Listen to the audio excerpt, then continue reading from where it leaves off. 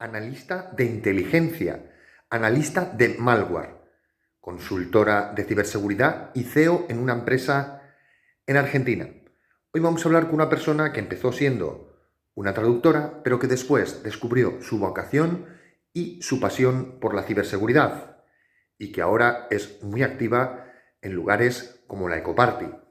Hoy vamos a ver qué nos cuenta en The Hacker Style Valentina Costa Gazcón. Vamos a ver qué nos dice la Valen. Comenzamos.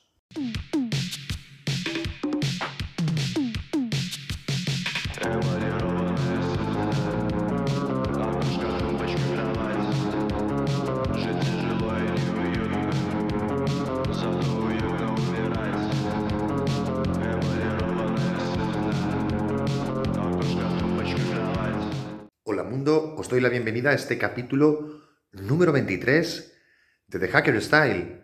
Hoy vamos a hablar con la Valen, con Valentina Costa Gazcón. Con ella vamos a tocar muchos temas muy interesantes y muy comunes de Internet. ¿Es Internet un lugar seguro para los adolescentes y para los adultos? Vamos a hablar de sexualidad, vamos a hablar de feminismo, vamos a hablar de discriminación y de machismo y de otros problemas que se encuentran las mujeres en el ámbito laboral y tal vez en la comunidad. Vamos a ver qué nos cuenta de cómo son sus experiencias. Pero también hablaremos de otras cosas más, además de los cuidados. Vamos a hablar de hackers, vamos a hablar de anécdotas, vamos a hablar de cómo es la experiencia de montar una empresa. Hablaremos del sistema educativo y del sistema laboral y, por supuesto, de nuestros clásicos. Hablaremos de la emergencia climática, hablaremos bastante de las inteligencias artificiales y muchas otras cosas más. Así que, sin más, vamos a ver qué nos cuenta hoy en The Hacker Style Valentina Costa Gazcón. A ver qué nos dice la gran Valen.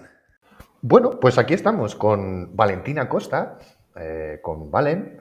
¿Y qué tal estás? Lo primero que te voy a preguntar, ¿qué tal estás? Me gustó, ¿Estás bien? me gusta muy. Sí, muy bien. Voy a entrar directamente con una cuestión que suelo hacer a todo el mundo, que es un poco en referencia a lo que trabajan y a sus hobbies y cosas así. Y en tu caso, lo que te voy a preguntar es, ¿qué significa para ti ser una analista de inteligencia? ¿Qué significa eso? Bueno, significa ser alguien que monitorea, estudia y clasifica ciberactores. Ujú.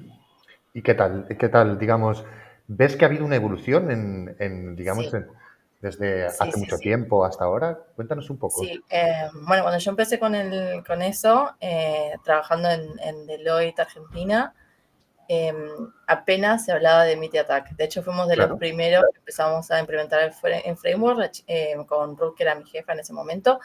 Ella como que empezó a usar el framework e incluso creó algunas tácticas que luego se incorporaron al framework y algunas técnicas, y tuvimos la oportunidad incluso de hablar en Washington, en Virginia, perdón, frente a la comunidad de inteligencia, explicándoles, bueno, cómo haces para Qué no bueno. solamente usarlo, sino además crecer con ese framework, y que ahora es un estándar. Ahora creo que no hay Ujú. nadie que se dedique a esto y que no conozca TAC, ¿no? Y sin embargo, cuando nosotras empezamos, ni siquiera en las conferencias y eso no se hablaba de RAC. Así que nada, cambió mucho. Y creo que está cambiando todavía más ahora con todo esto de la inteligencia artificial, Ujú. cómo se pueden usar algunas cosas de estas en inteligencia artificial, algunas herramientas, para hacer el trabajo un poco más ligero, ¿no? Porque sí es verdad que el trabajo manual de hacer un análisis puede ser bastante pesado. Sí, luego hablaremos un poco de cómo influye, digamos, en tu campo la inteligencia artificial. Vamos a ir un poco hacia adelante. También, digamos, si quieres, puedes contarnos también, que es bastante curioso, el hecho de que tú eres licenciada en la UMA. Cuéntanos un poco de dónde viene esto, Sí, que es muy sí. curioso. De hecho, tengo una historia medio especial. Yo no estudié ingeniería, no estudié sistemas. Me licencié en traducción e interpretación en Ujú, la Universidad de Málaga, creo que en el 2007, no me acuerdo el año, o sea, pero hace ujú, un montón. ujú, Y nada, viví casi toda mi vida en España. Ya creo que ya los años como que acumulan más para Argentina, pero viví como 14 años de mi vida en España. ujú. Y bueno, cuando llegué a España, a Argentina desde España, como que quise cambiar mi mundo laboral, ¿no? Estaba haciendo cosas de interpretación, estaba haciendo cosas de Ujú. traducción, y de golpe fue como, no, quiero hacer otra cosa. Qué bueno. Y empecé a meterme por el frontend, de ahí empecé a meterme en backend, hice un año y medio de ingeniería informática, me especialicé en ciberinteligencia en este trabajo de Deloitte y de ahí ya el resto es Buenísima. historia. Qué bueno, buenísima. ¿Y cómo definirías entonces qué es ser un hacker o ser una hacker? Para mí, y creo que para la mayoría, ¿no? Ser hacker primero es alguien que tiene mucha curiosidad, que encuentra algún sistema e intenta buscar las formas de hacerlo hacer cosas Ujú, para lo que no está diseñado, ¿no? Que eso es lo que nosotros decimos romper. ujú. Y bueno, para mí eso es ser alguien que rompe y por una cuestión de curiosidad y también como por desafío. Ujú, qué bueno, sí. Sí, es un poco. Aquí hemos dicho muchas definiciones, esa es, digamos, la que más. Yo creo la que más se adapta, la que más me gusta a mí también. Creo que también no es solo relacionado con la informática, con los computadores. No sé si tú también lo ves así o crees que es un poco. Siempre tiene que ser relacionado con la cybersecurity. Yo creo que es una mentalidad, ¿no? Que puede aplicar para cualquier cosa. O sea, a veces yo me encuentro hackeando, entre comillas, cosas que no son Ujú, de tecnología, pero bueno, sí es verdad que principalmente surge en este ámbito y se dedica a este ámbito, pero yo creo que aplica a cualquiera, ¿no? No solamente a lo que es computación. ujú, qué bueno. Y ahora mismo, ya que lo has mencionado, ¿tienes algún proyecto así interesante entre manos que nos quieras contar? Estoy en el Que puedas contar. lanzamiento de desarrollo de mi propia empresa Ujú, y bueno, estamos intentando trabajar en algo, en una plataforma que ayude un poco mejor con la clasificación de activos digitales relacionado con ciberinteligencia, ¿no? Que ujú, hay algunas cosas, pero bueno, nosotros tenemos un acercamiento más centrado en el análisis de malware, ujú. que bueno, que esperamos que ayude. Estás ahí con ella, ¿no? Muy bien, Sí, suerte, estamos con suerte. eso. No la, Gracias. no la necesitas, ¿eh? Pero bueno, suerte. Gracias. Yo creo que sí, pero bueno, gracias. Y un poco volviendo más atrás a la Valen aquella, incluso anterior a que estuviera en la UMA y ese salto que pegó de una comunidad a otra, luego hablamos un poco de todo eso también. ¿Tú recuerdas cuando empezaste con Internet? Mira, yo recuerdo cuando empecé con computadoras primero y después con Sí. internet, que empecé creo que mi primera computadora fue una Pentium 3, Oh, pero antes de eso ya estaba jugando con las computadoras con mi papá, ujú. que él arreglaba computadoras y armaba computadoras y en MS2 y cargábamos jueguitos y yo era un pigmeo y me explicaba cómo tipo poner los comandos para correr, no sé, el Lion King, ¿no? Qué guay. Cosas así. Eh, Así que esos fueron mis primeros acercamientos con la computadora. Creo que es una de las cosas que le debo a mi papá el haberme como introducido en eso, porque Qué del bueno. lado de mi mamá, mi familia materna, bueno, nunca tuvieron mucha curiosidad por lo que era la computación. Ujú. Y bueno, después tuve mi primera compu, y en ese momento internet tipo, no existía, o sea, tenías la compu, pero no tenías internet, tenías ese Claro. salvapantallas que era como un laberinto de Windows, en fin. Y, y ya para cuando tuve internet tenía ya 14 o así, lo usé antes, pero no tenía como, o sea, mi familia migró, entonces hay como un gap, Ujú. y para mis 14 o así ya tuve una compu más polenta, con internet, con MSN, ese tipo de cosas. Qué guay. Yo me acuerdo también un poco de aquella época y la verdad es que era entrañable cuando entrábamos, ¿no? Iba todo lento y tal, pero era un mundo tan maravilloso. Incluso las páginas Cuando web se cargaban proceduralmente, las imágenes y que todo eso. tenías internet o tenías línea Claro, telefónica, no sí, podías tener no las podía dos, tener ¿no? las Y dos y tal. sonaba el rito. Y ahora ves a la Sí. gente que tiene, ¿sabes? Tiene internet, todas las cosas, está en el móvil, tal, ¿no? ¿Sabes? Era Sí. increíble. Y aquí te voy a preguntar si tienes alguna anécdota que nos puedas contar o que quieras contar de hacking, algo relacionado con lo que tú quieras. Y alguna anécdota debo tener, así Algún que se me hackeo por ocurre ahí, en este mítico. momento, no se me ocurre mucho. Em, me agarraste medio en fría, no se me ocurre ninguna anécdota. Porque la mayoría de las anécdotas que tengo son como de conferencias, de ir a charlas, pero son todas que son todas de cosas de inteligencia, no de hacking en sí. También vale, sí. O sea, cualquier cosa así interesante, digamos, algún. algún detalle, algo que no estaba esperado y fue así. No sé. Te voy contando yo una, si quieres. Te cuento una, Dale. por ejemplo. Yo tengo un montón de ellas, varias, pero vete pensando, ¿eh? Te voy contando una, por ejemplo, yo qué sé. Hace poco estuve hablando con David Maruán, con Radio Hacking, y con él hablamos un poco de radiofrecuencias.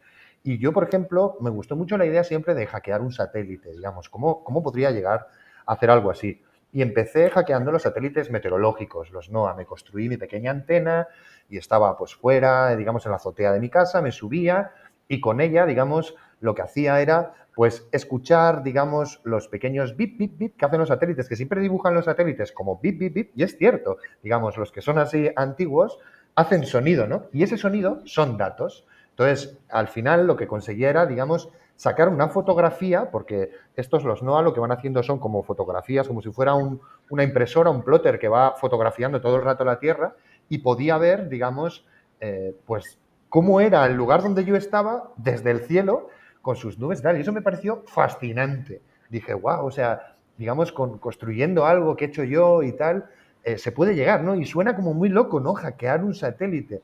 Es posible. Después ya me metí en cosas un poco ya más avanzadas y hackeé, digamos, la red de Iridium cuando empezó. Bueno, en realidad hackeaba las estaciones base y tal, pero eso me permitía saltar entre los diferentes satélites y otras diferentes estaciones, lo cual me permitía entrar a Internet desde cualquier sitio del mundo.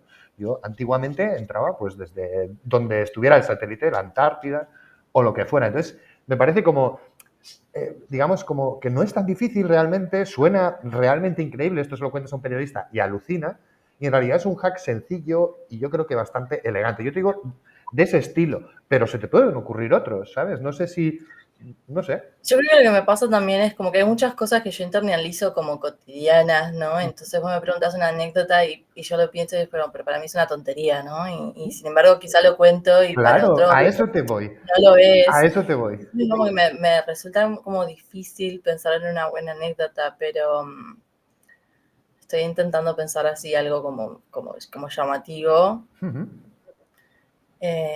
Y ahora lo único que se me ocurre es mi hermanito que quiere que yo le hackee cosas. Y Claro, sí. entonces como que capaz se olvida su contraseña de Gmail y me viene y me dice, hermana, me he olvidado mi contraseña de Gmail, hackeame la cuenta. Y como, Claro. Es ese ver- tipo de cosas, pero no recuerdo así un caso así.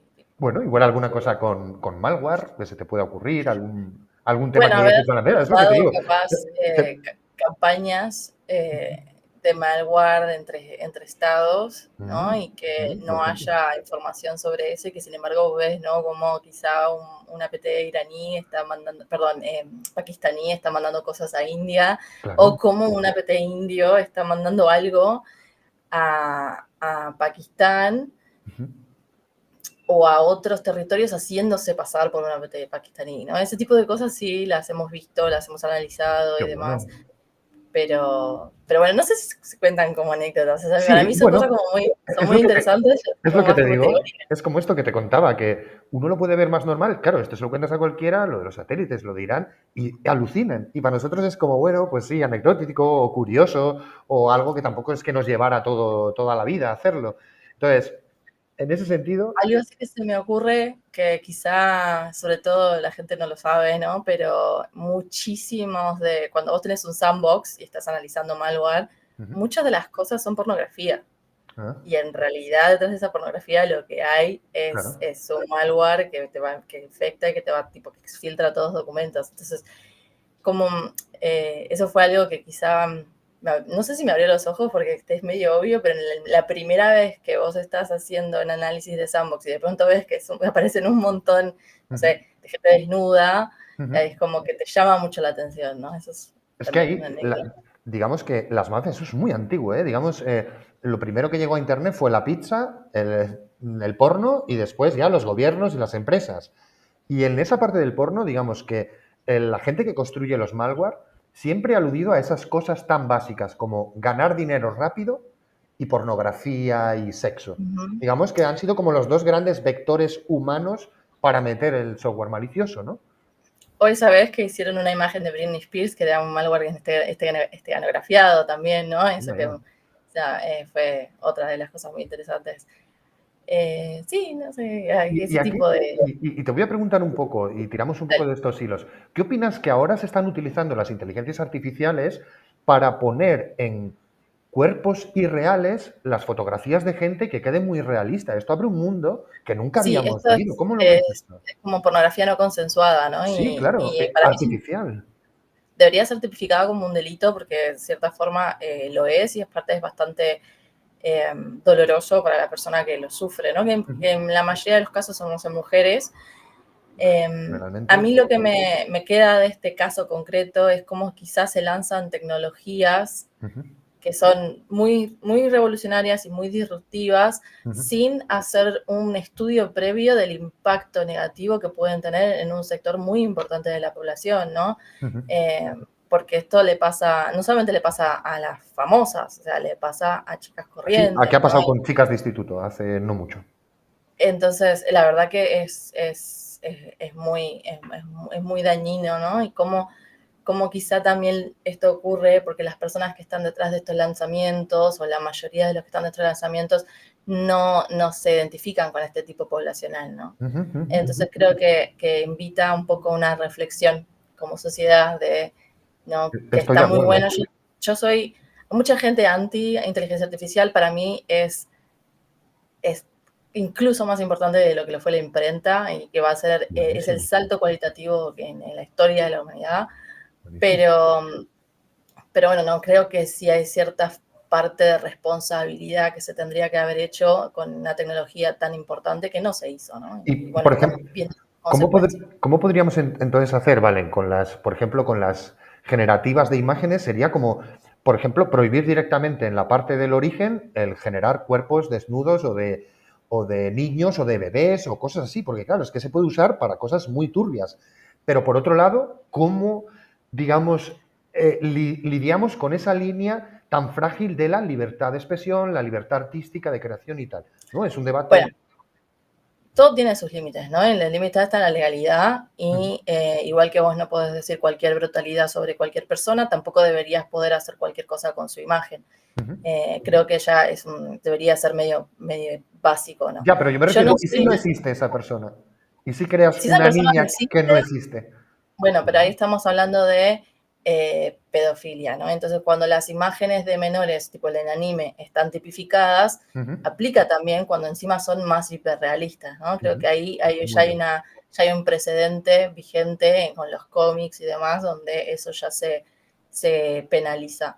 Ujú. Eh, Ahora bien, yo no soy una experta en este tema, pero sí creo que pasa un poco esto, ¿no? Que las cosas empiezan a ocurrir y al aparato legislativo y a los marcos regulatorios y normativos les lleva mucho más tiempo ponerse al día, ¿no? Ujú. Entonces también, de vuelta como sociedad, nos hace falta una reflexión sobre cómo podemos acelerar estos tiempos, ¿no? Ya que la tecnología avanza realmente a una velocidad muy, muy rápida para que todos esos marcos legislativos y normativos en torno a ella avancen a la misma velocidad o al menos a un ritmo similar. Claro, yo lo que veo aquí es que, claro, en teoría los marcos legislativos siempre se basan en la ética. Y lo que está faltando aquí es un pensamiento ético y filosófico sobre estas tecnologías. O sea, Yo no faltan sé si filósofos, falta, yo creo. yo no sé si falta, porque por ejemplo en DEFCON tenés el Ethic Village, Ujú, que es un village de DEFCON que se dedica solo a cuestiones éticas. ujú. Que yo por cierto fui y me gustó un montón porque precisamente en ese momento hablaban de robots que automatizan el lanzamiento de bombas y cosas así, y Qué había toda bueno. una campaña de Stop Killer Robots, que también es algo que está bueno, ¿no? Plantear, ¿no? Porque Ujú. la deshumanización del adversario al punto de que pones una máquina y se convierte en una picadora, eso me Claro. parece un planteamiento No importante. todo vale, ni en la guerra. Estoy totalmente de acuerdo. Y creo que aplica también para estos casos, ¿no? O sea, creo que gente que piensa sobre el tema está, no sé si se la escucha tanto como se la debería escuchar.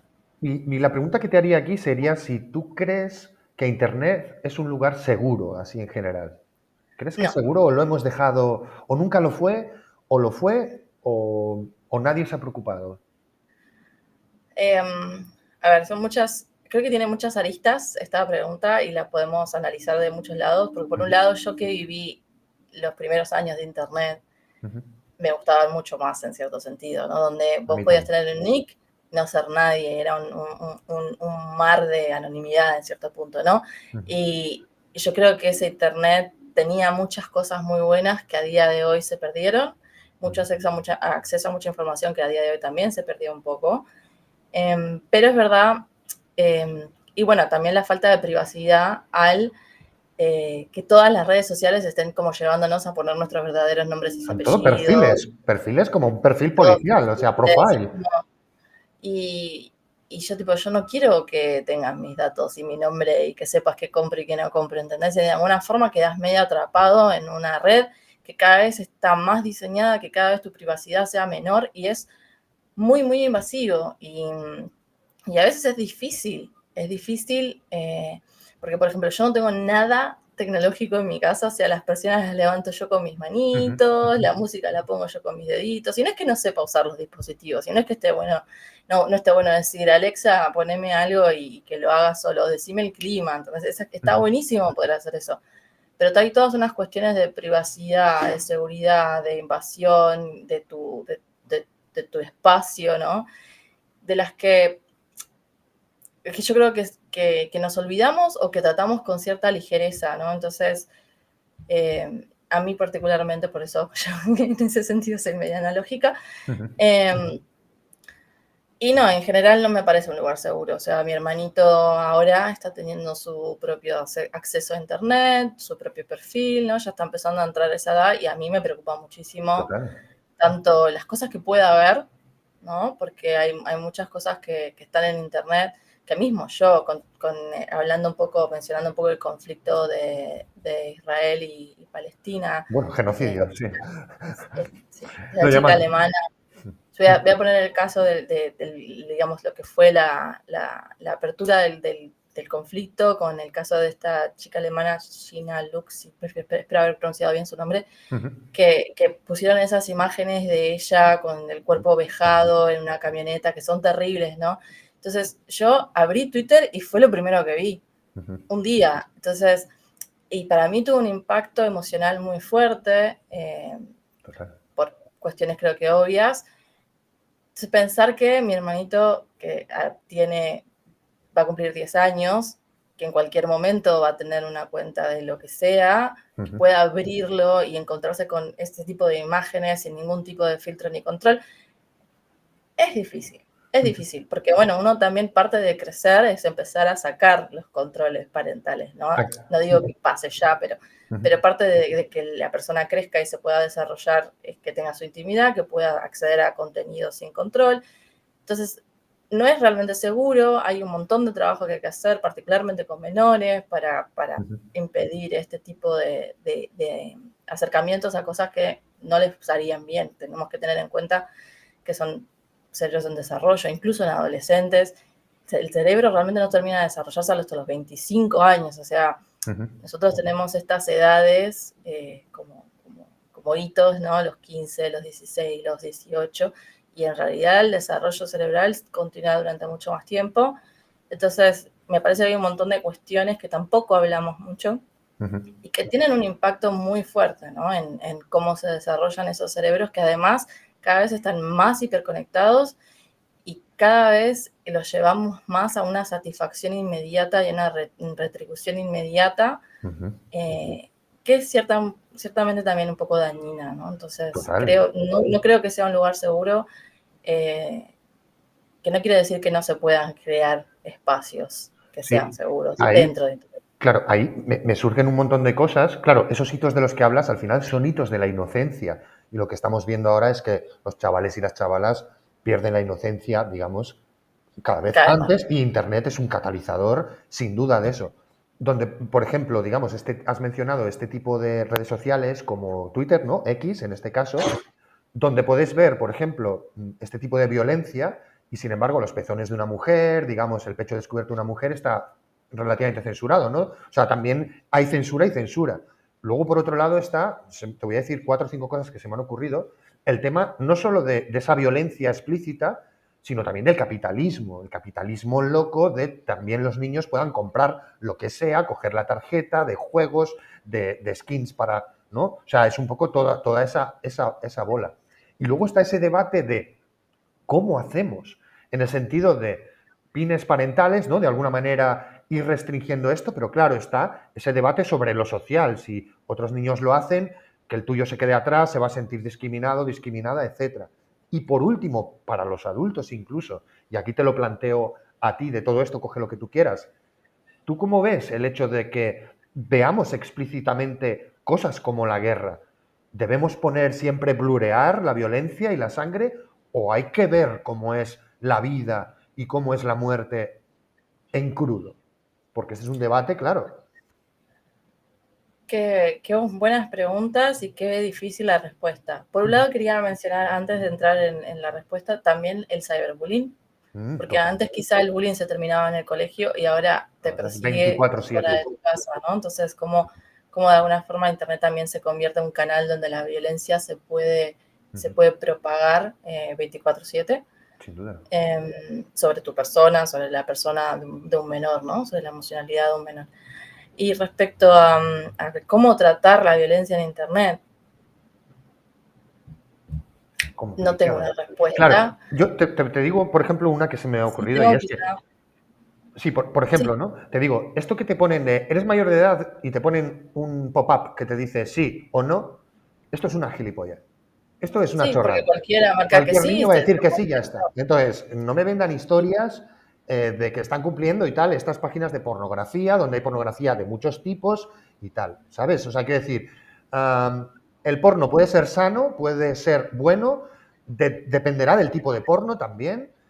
Digamos que hay porno y hay porno, me refiero, ¿no? Emocionalmente, psicológicamente, pero la manera en que están gestionando que no se pueda colar, esto no funciona. Y esto hay que legislarlo, no puede ser. Porque tú no puedes hacer que un chaval compre tabaco o compre alcohol, digamos, porque le pides una identificación, etcétera. Aunque luego habrá triquiñuelas, bien, pero ya será otro tema de cómo te engañan o no. Pero esto que están haciendo ahora mismo determinados lugares, de le doy así a una cosa y ya está, esto es lavarse las manos de un problema. Correcto, pero al mismo tiempo la otra opción es por cada cuenta pedir identificaciones originales. Control. Como serían como los controles de los bancos financieros, ¿no? Y ahí es donde entra dentro de tu privacidad. Claro. Es tipo, ¿por qué si querés ver un video para adultos, está bien, puede ser contenido adulto, pero también está esta parte de decir, che, yo no tengo por qué armar un catálogo que cualquier persona pueda consultar, porque la realidad es eso, ¿no? No es que vos ves el video y esa información desaparece cuando está ligada a tu identidad, ¿no? Es que cualquier persona puede acceder a cualquier contenido que cualquier persona, entre comillas, que vos hayas visto y armar un perfil tuyo y o sea, es como que ya empezamos con la parte de invasión de nuestras propias privacidades. Te digo cuál sería entonces como yo lo veo. En realidad, yo creo que Internet está bien que sea salvaje, a mí me gusta más salvaje que perfilada, y lo que hay que hacer es educar en casa y en las escuelas a los niños para que sean ellos de motu propio los que no accedan o accedan, digamos, de una manera ya cuando tengan su mentalidad preparada. Esto es lo que hay que hacer. No culpar entonces, digamos, a la Internet como tal, a la herramienta, sino explicarles.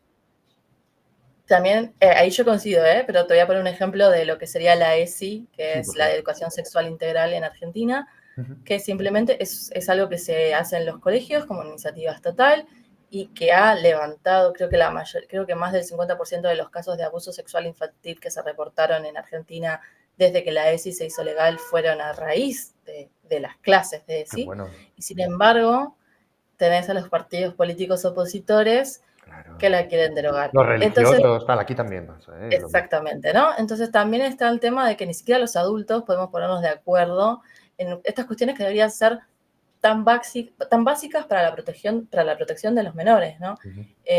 Sí, eso me parece fundamental. Y respecto a qué hacer con si está bien o no que veamos imágenes explícitas de violencia, realmente no lo sé.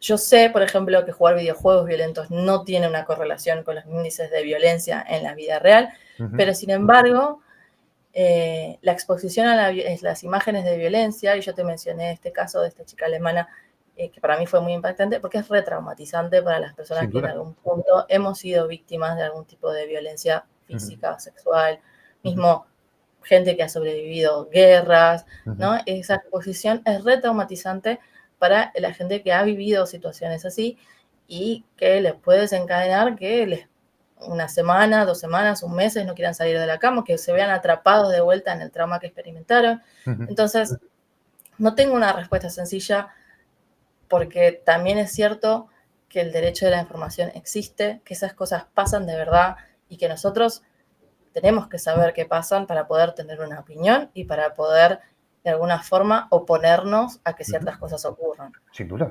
Incluso valorar lo que tenemos también, ¿eh? O sea, también ¿no? como un feedback positivo. Claro, pero lo que estás comentando es que un poco el matiz que decías es, me apareció, me vio, ¿no? A lo mejor lo que hay que hacer, digamos, o sea, quiero decir, yo creo que la violencia este tipo de violencia, no nos tiene que llegar en cualquier momento, que emocionalmente nos puede romper, sino que tenemos que ir a ella con nuestra... Poder ir a ellos, Y decir, vale, ahora estoy preparado para ver este conflicto y tal. No que nos llegue. Entonces, tal vez tiene que haber algún tipo de mecanismo que nos avise, ¿no? De, como cuando se suele hacer en este vídeo, hay violencia explícita, ojo, cuidado, esto te puede hacer yo daño. creo que en eso estoy de acuerdo, porque, por ejemplo, estas imágenes que para mí fueron tan impactantes, yo creo que no me las voy a olvidar nunca.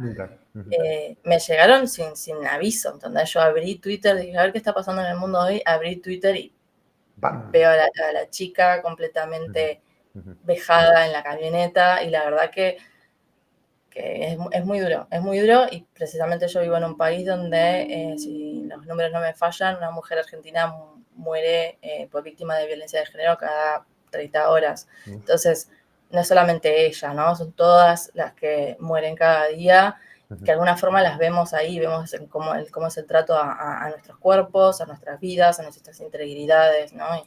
Y es muy, muy revictimizante.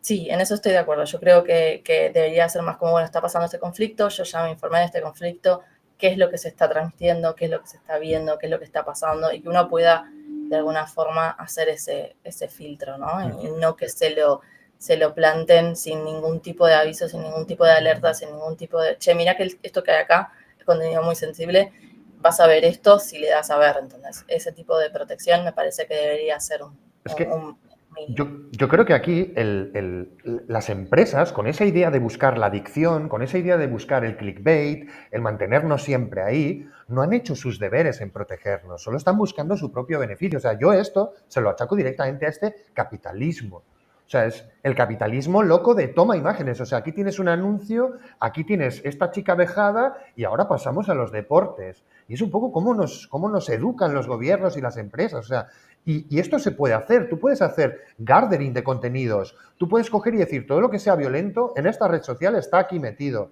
Y antes de entrar aquí eres tú quien viene. No los demás te lo ponen delante para que lo consumas.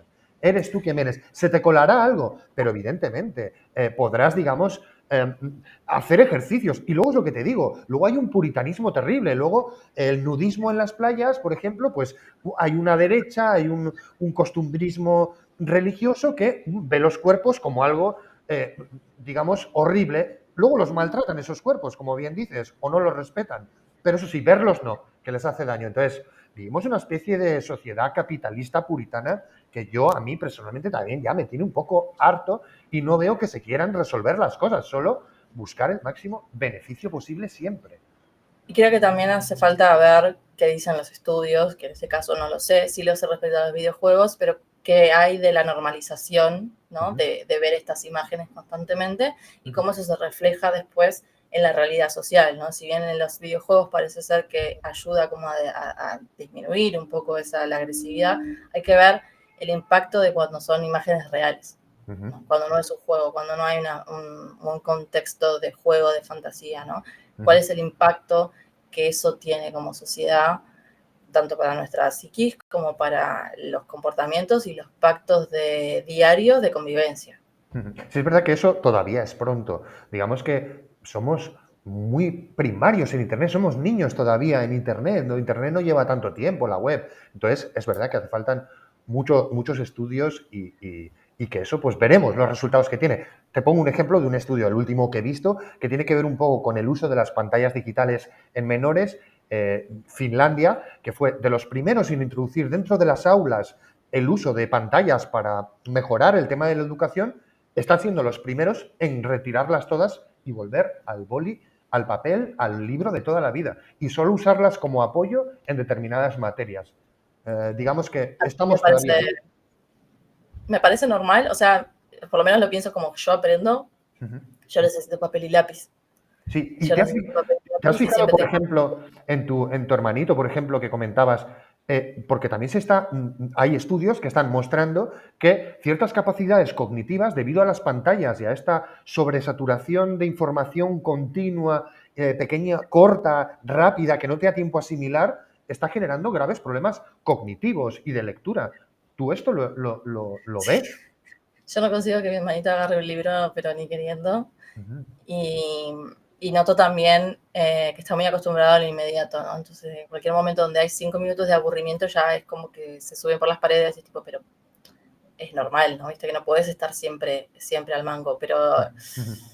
como que cuesta mucho transmitir esa idea. Yo también lo Y veo y me preocupa mucho porque creo que es otra táctica, insisto, del capitalismo. Porque leerte El Capital, que es un tocho enorme, pues si tú haces al que los chavales y la gente que viene ahora no se lea cosas filosóficas o importantes para entender cómo funciona su sociedad, les estás quitando unas raíces tan importantes para su devenir, para su persona, para formar una mente sabia que sepa distinguir el grano de la paja. Entonces, me parece que, digamos, están haciendo un daño terrible incluso al activismo y a la idea de poder cambiar las cosas, porque muchas de las cosas requieren mucha reflexión y leer y cuesta y es difícil. Y si tienes gente que es incapaz de estar 5 minutos leyendo algo, ¿qué me sociedad hiciste nos queda? acordar al caso de TikTok, donde hay muestras que demuestran que según si acceden a la plataforma estadounidenses,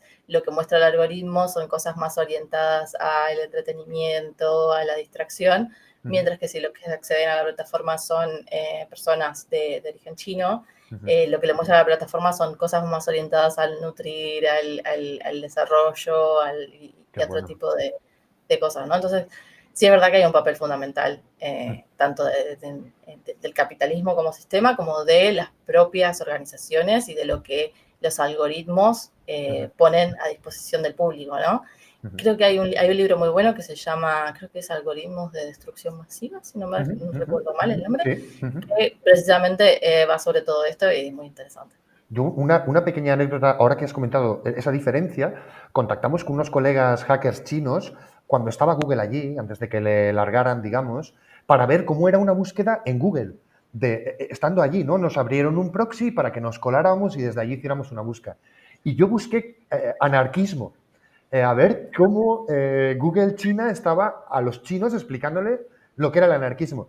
Y no había entradas y la única imagen que había era el mítico graffiti o dibujo de Mansky, digamos, del anarquista lanzando un ramo de flores. Eso era lo único que lo explicaba. Y ahí dije, wow, Google está enseñando, que es algo que ahora lo sabemos, aunque no la gran mayoría, pero digamos los hackers y las hackers sí, que Google te enseña lo que quieres ver y te enseña lo que debes ver según dónde seas, qué años tengas, si le interesa que seas más o menos político, etcétera. Eso me pareció increíble. Y eso era la neutralidad de la red. Cuando tú y yo empezamos, no pasaba eso, era mucho más neutral.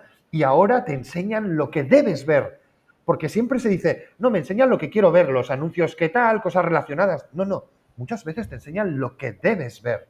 Y en Sí. este caso es lo que acabas de O lo decir. que les interesa a ellos que veas, ¿no? Como Google cada vez orienta más sus resultados a su plataforma de Google AdWords para que cliques en los En los anuncios, que es, lo anuncios. que, es como ellos, digamos, realmente generan ingresos y como cada vez los resultados son menos útiles. Esto los yankees le dicen enshittification Qué y bueno. la verdad que sí, es que sí, Sí, sí, sí. y se nota, y pasa en casi todas las plataformas, en Amazon también, el buscador de Amazon cada vez es peor, y tiene un sentido, no tiene un sentido malicioso, pero tiene un sentido. Sí, no, y además creo que rompieron Internet estas grandes empresas. Acabas de mencionar a Amazon, otro de esos grandes, creo que la rompieron. Porque tú ahora buscas en Google y no te sale lo más interesante o lo más relevante a la cuestión que tú estás haciendo al principio. No, te sale lo que tienen que venderte. O sea, tú buscas una placa base de un modelo y ellos te van a decir, te va a salir primero Amazon, te va a salir lo que ellos quieren vender, pero no te van a hablar no vas a encontrar como antes, ¿no? Antiguamente, ese blog de esa persona friki, ¿no? Ese, cariñosamente, ¿no? Esa hacker que le gustan los computadores y que te habla y te saca cómo montarlo, cómo desmontarlo y todo eso. Eso quedó irrelevante, se perdió. Y ahora lo primero es esto. Entonces creo que rompieron Internet. O sea, es Creo que culpa también esto suya. explica por qué los buscadores que están, digamos, potenciados por inteligencia artificial, ¿no? O sea, o básicamente la opción de buscar a través de ChatGPT o a través de Bing, Ujú. usando inteligencia artificial, porque eso también está teniendo tanto éxito, ¿no? Porque de alguna forma la gente se da cuenta de que entra a Google y busca y no encuentra lo que quiere, entonces va a este supercomputador que tiene un montón de información y le dice, che, dame todo lo que tengas de información de esto. Y bueno, después lo tenés que curar porque también las IAs alucinan y te mandan Sin cosas que duda. no son.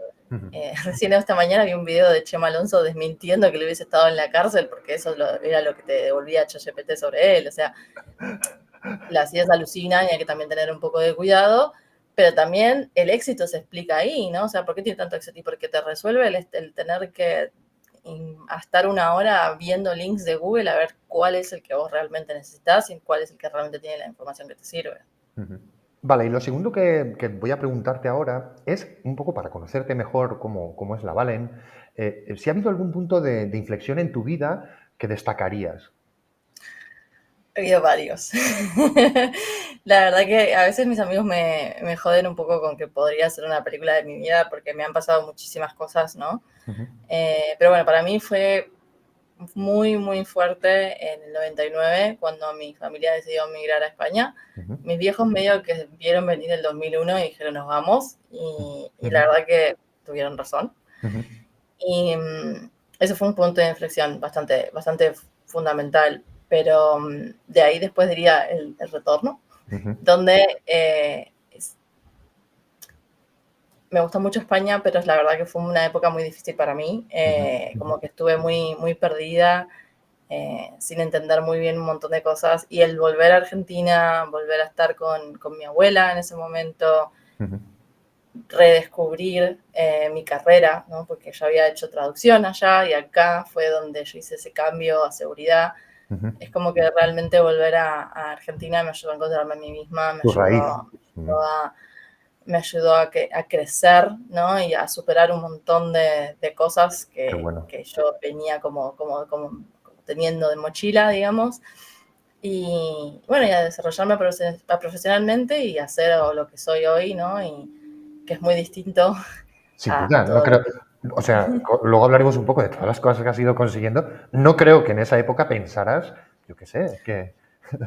No sé. No, siempre me gustaron las computadoras, es verdad. Yo hacía cosas de front-end que en ese momento ni siquiera sabía que se llamaba front-end o que podía ser una carrera. Yo escribía y todavía a veces escribo. Bueno, de hecho, publiqué un libro de ciberseguridad, por eso también, digamos, ¿Cómo se mi llama? carrera Que lo ponemos en la se descripción. llama Practical Threat Intelligence and Data-Driven Threat Hunting. Qué bueno, Creo que buenísimo. fue uno de los primeros libros sobre threat hunting que hubieron, que te explica un poco cómo hacer un hunt basado en hipótesis de inteligencia usando MitraTac. Ahora estoy terminando la segunda edición. Muy bueno. Se publicó justo después de la cuarentena. Se puede conseguir en Amazon. Y en otros lugares, tipo Telegram. Yo lo tiro ahí. Pero bueno, como que de alguna forma mantuve mi vena escritora, pero mi acercamiento fue a través de modificar mi blog y el blog de mis amigas. Tipo, yo me metía como a Eras decir, a ver la si hacker. toco. No tenía ni idea de qué hacía, ¿viste? Pero a ver si toco este width y le pongo 600, ¿qué es lo que pasa? Y entonces se me desactivó. Bueno, y así yo me metí y yo armaba, tipo, mis webs me las armaba yo, ¿no? Qué bueno. Mis blogs. Y así lo mismo con las de mis amigas. Y ese fue mi acercamiento a tecnología. Y bueno, y eso fue desde el llegar a Argentina, llegué acá y fue el punto de decir, bueno, yo no quiero traducir, no quiero hacer más esto, que creo que fue una buena decisión, porque mira, ahora te lo hace ChatGPT gratis, y hoy vi que sacaron el PIN, que lo tocas y te escucha la conversación y te traduce la conversación en tiempo real. Directamente, sí. Increíble. Brutal. Me pareció fantástico. Y bueno, y empecé así, ¿no? Dije, bueno, a ver, voy a hacer frontend. Y me metí a hacer frontend y fue como, che, pero yo quiero poder decirle a la computadora que haga lo que yo quiera. Y ahí me metí a hacer backend. Y de ahí dije, che, yo soy re buena haciendo synth. Y siempre mis amigas me mandaban a investigar, ¿viste? Che, tengo el nick de este chico que me gusta, a ver si lo... Y yo Sí, le a ver qué sabes. decía, tipo, iba a los synth y les hacía tipo un poco más y les pasaba la dirección de la casa. Qué buena. Y así fue como yo dije, che, para esto es un skill en realidad, y esto se usa en seguridad, o sea, yo me tengo que meter por el lado de seguridad. Y ahí fue que hice una diplomatura de ciberseguridad en la Universidad Tecnológica Nacional Argentina, conseguí mi trabajo en el área de ciberinteligencia de Deloitte, y ahí empecé. Qué Y bueno. ahí empezó todo. Y la gran pregunta, ¿recuerdas la primera vez que fuiste a un Hack Lab o a un evento de ciberseguridad? Porque eso también es un Sí, salto de... obvio, Una obvio. cosa es Mi currar y primera luego... eco, mi primera eco party. Claro, por ejemplo. Creo que fue en el 2017, 2018, 2018 me parece. 17, 18, no me acuerdo. Pero era la primera vez que yo fui a una eco party. Yo, tipo, re newbie, apenas sabía dos cositas, ¿viste? Iba ahí como cheque dónde me están llevando. No, y me encantó. Sí. Me encantó. Aparte me acuerdo de ver charlas que no entendía nada y a día de hoy, este año fui parte del review board de la Eco Party Claro. que se hizo en el SEC. Así que como que en cierto sentido... Te enamoró. Para mí es un montón. Para mí es un montón, sí. Me emociona un montón. Además, estamos como organizadores del Blue Space adentro de la ECO. No solo yo, somos 7. Así que, nada, para mí son un montón de cosas bonitas, ¿sabes? Como mi primera eco, de no entender nada, de ir a charlas, de no entender nada de las charlas, pero de pasarlo súper bien, conociendo un montón de gente, yendo a la fiesta. Claro, la comunidad, ¿no? Conociste a la comunidad. Claro, tipo, conocí a la comunidad, qué sé yo, y de alguna forma en ese momento yo no me sentía parte de esa comunidad, ¿no? Porque era como una recién llegada. Y mira, bueno, y ahora sí me siento parte de esa comunidad y aparte como que aporto mi granito de arena para generar ese espacio, ¿no? Este año hicimos el Blue Space, que fue el primer año que tuvimos realmente un presupuesto para sacarlo adelante, porque siempre fue tipo pura voluntad. Y quedó hermoso, nos felicitaron un montón, repartimos 6.000 stickers, o sea, incluso más. Teníamos juegos, teníamos sorteos, teníamos 2 ETFs, 14 charlas, 3 workshops, o sea, la verdad que es un montón de laburo atrás y nada, la verdad que súper agradecida también con la ECO, con la organización, sí. O sea, además salió genial, ya hay experiencia. Bueno, luego hablamos un poco de los congresos, pero quería ver un poco como ese primer momento en que conoces a la comunidad, que también es muy especial. No es solo dedicarse porque está la parte profesional, pero cuando vas a un sitio y ves un montón de hackers de todo tipo y te sientes, digamos, que el conocimiento, no sé, para mí también fue muy especial, ¿no? Que el conocimiento es lo que prima y el compartir y todo eso, eso es muy bonito. La pasión de la gente por enseñarte, ¿viste? Porque es como que a mí eso es algo que es descubrir como que era una fiesta de gente tan nerd como yo. Sí, claro. Van por ahí. Y como que realmente, si no entendés algo, tipo, siempre vas a encontrar a alguien que esté dispuesto a sentarse con vos y a explicártelo y a charlarlo y con toda la buena onda del mundo, ¿viste? Mi primera eco aprendí a abrir candados y a sacarme esposas. Qué bueno, lockpicking, qué bueno. Así que, y eso me voló la cabeza. Y después estuve en DEF CON también, una vez, un año fui a DEF CON y también me voló la cabeza porque es enorme. Me gustó mucho, pero me parece como que el hecho de que esté todo tan separado lo hace medio imposible, ¿viste? Vos tenés que quedar en un lugar. Las Vegas. Pero bueno, fui al Tampere Evidence Village, que a mí me encanta, que ahí aprendí cómo abrir, cómo sacar cinta adhesiva con una jeringa con alcoholcito, cosas que no se note, ¿viste? Me encantó. Bueno, ahí fui a lo del Ethical Village, que te había comentado antes. La verdad que si hay algo que me parece que tiene muy lindo la ciberseguridad, es la comunidad, ¿no? Tiene un sector complejo, ¿no? A veces pasan cosas que no están buenas, pero creo que también se dan algunos espacios de debate y de... Hablemos de esto. ¿Te has considerado en algún momento discriminada en la comunidad que has conocido por ser mujer, por ser como eres, por pensar como piensas, por venir de donde vienes? En la comunidad no. En la comunidad no, en mi trabajo sí. En tu trabajo sí. A nivel laboral, ¿eso existe? ¿Todavía hay esa fecha y tal? ¿Sí? A nivel laboral sí, de hecho fue más o menos a la par que la publicación de mi libro, Ujú, estaba trabajando para una empresa estadounidense bastante grande, bastante conocida. ujú. eh, y viste cuando no te toman en serio, contratan a otro chabón que sabe menos que vos, pero el chabón le dan un título más grande que vos y encima el chabón te ningunea. Uf, eh, y yo fui, puse la queja en recursos humanos, toda la pelota, y al mismo tiempo es como que se genera toda esta cosa de que no te creen, sí. y al No, final, el tipo, ¿viste cuando el tipo te da la razón y el tipo lo terminan echando porque nadie se lo fuma? Bueno, cosas así. sí, sí, sí. Pero, pero, pero sí, o sea, a nivel laboral diría que sí, Ujú, es muy fuerte, o sea, es el hecho de que siempre te traten como si no supieras. ujú, ujú. Tipo, y es como, anda, chabón, mi libro está ahí, es un bestseller, y Sí, lo sí. escribí yo, no lo escribió otra persona, ¿viste? Si me estás Ujú, hablando conmigo, yo no te digo que no sepas más que yo. Puede ujú, ser, obviamente, yo no sé todo, y hay un montón de cosas que yo no sé y todavía estoy ujú. aprendiendo. Pero no me hables como si acabara de salir de la facultad y no supiera nada, ¿no? Es Ujú. como el mínimo básico, ¿no? Sí, como infantilizar, ¿no? Un poco, que a las Exactamente. mujeres en general también les pasa esto, ¿no? Esa idea de infantilizarlas o de O tratarlas no me vengas a explicar que es un malware, que es un laboratorio de malware, tipo, a ti. Es que yo flipo. ¿entendés? O sea, ese tipo de cosas me han pasado y Ujú. también me ha pasado yo estar laburando en un proyecto, armar el proyecto yo y que el chabón le ponga otro nombre y diga que lo está haciendo Y se él lo y se, queda. y se lo crean. ¿Entendés? Y Ya. yo esté como, che, pero esto lo empecé yo, no lo empezó este flaco. Sí, Eh, eso ha pasado muchísimo también, ¿no? y De eso es, esconder, invisibilizar. Sí, sí, sí, sin duda. ¿Y crees que se han hecho los deberes? ¿Crees que hay empresas o crees que hay espacios donde se está intentando evitar esto? ¿No?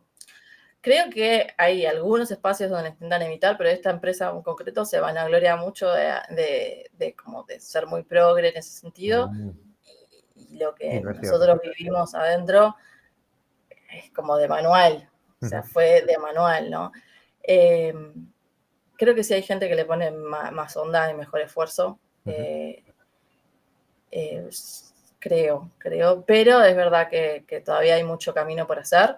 ujú. Y yo lo digo por las experiencias propias sufridas, ¿no? Y que aparte después termina uno con un montón de síndrome de impostor pensando que el problema lo tiene uno, no sé qué, y hasta No. que no terminan de caer todas las fichas, es como que uno no puede, cuando lo estás inmerso vos en el problema, no te Ujú, das cuenta, ¿no? Que a veces hay cosas de uno mismo que son parte del problema y a ujú. veces no. Ya, no, y el porcentaje, o sea, quiero decirte, puede haber una impostora, digamos, una impostura de un, ¿qué? Un 2%, un 5%, lo que sea, pero hay una gran mayoría que es cierto y eso se ve. Y otros compañeros también lo ven y no dicen nada, porque otra de las cosas que también se ve es un poco esa complicidad, digamos, yo no quiero meterme en líos, quiero mi puesto de trabajo, estoy viendo que se está discriminando a esta persona, pero no voy a decir nada porque necesito dar de comer a mis hijos. Y eso en el trabajo se ve en muchos aspectos. También es normal. También, o sea, Sí, yo pero no quiero decir que no me sienta mal de ex compañeros y demás, pero me parece lógico, ¿no? ujú, Creo que no todo el mundo, digamos, tiene los huevos o tiene las posibilidades, ¿no? Cuando vos tenés, yo en mi caso no tengo hijos, tengo mis ujú. gatos, ya está. Sí, sí, Entonces, claro. Puedes cuando no tenés cambiar, tienes tu hijos, yo talento. Sí, puedo sí. cambiar, puedo hacer lo que hice, que es decir, ¿saben qué? Yo no me fumo a Hasta ninguno más de luego. ustedes, yo voy a hacer mi propia empresa, hasta luego, que fue Así más o es. menos lo que la idea detrás de B1, Ujú. eh, de, de cambiar de trabajo, encontrarme con alguien que era súper tóxico, que trataba mal a sus empleados y decir, no, bueno, yo no tengo por qué fumarme esto y decir, bueno, Ujú. ¿sabes qué? Yo me abro la mía y me irá bien, mejor, peor, pero voy a crear mi propio entorno con ciertos estándares de Muy bueno. relaciones, de calidad, del día a día, con acuerdo a lo que a mí me parece que es un ambiente de trabajo saludable, ¿no? No todo el mundo tiene esa posibilidad. Hay gente que Ujú. tiene hijos y que no le queda otra que fumarse Sin al tipo miedos. que Ujú. grita y les dice inútiles porque tiene 3 pibes o que Ujú. les tiene que llevar el plato a la mesa. Y yo eso lo entiendo. Entonces me Ujú. parece que es lógico y que no se puede esperar que todo el mundo agarre la bandera de la revolución y salga a Ujú. hacer la revolución. Que me parece que es irreal y que es algo que tenemos también que asumir. Ujú. Y que bueno, hay mucho camino por hacer y lo que sí podemos hacer desde nuestros lugares es transmitir información, ¿no? Porque hay cosas que son evitables, tipo lo que me pasó a mí, concretamente hubiese sido evitable, muy evitable, porque el Hablando. grupo en sí era un grupo bueno, simplemente teniendo un panel que entrevista que sea diverso, donde También. no tengas un panel donde todas las personas que están entrevistando a los candidatos tengan el mismo perfil. Si vos pones gente de distinto perfil, es distinto. Ujú, Porque además los candidatos, es que lo que pasa es que los candidatos te tratan distinto. ujú. Experiencia mía. Era un panel donde a mí me incluyeron en el ronda de entrevistas y había 3 pibes y yo. El candidato, todos estaban cheque bien, cheque bien, cheque bien, cheque bien este flaco, llega a mi entrevista y el pibe me trata mal en la entrevista. Ujú. Cuando aparte era como yo iba a ser líder, jefa del flaco, o Ujú. sea, Ujú. me trata mal en la entrevista. No te conoce de nada. Y claro, entonces voy yo y le digo, che, pero este chabón me acaba de faltar el respeto a la entrevista. Claro, el Ujú. chabón no quedó. Pero Ujú. si yo no llego a estar en ese panel, eso no salta, ¿entendés? Ujú. Ujú. Eso Sí, solo salta porque yo estaba en ese panel. Entonces, hay problemas que además son problemas que si vos tenés un panel de entrevistas diversos, después te ahorrás problemas operacionales y te ahorrás un montón de plata. ujú, Porque ujú. si no, lo que pasa es que empezás a tener problemas operacionales porque Claro. introducís gente tóxica o gente que no se alinea con lo que Sí. es la filosofía del equipo O o los psicópatas, porque en las empresas hay muchos psicópatas, digamos, de jefe, de consultor, de recursos humanos.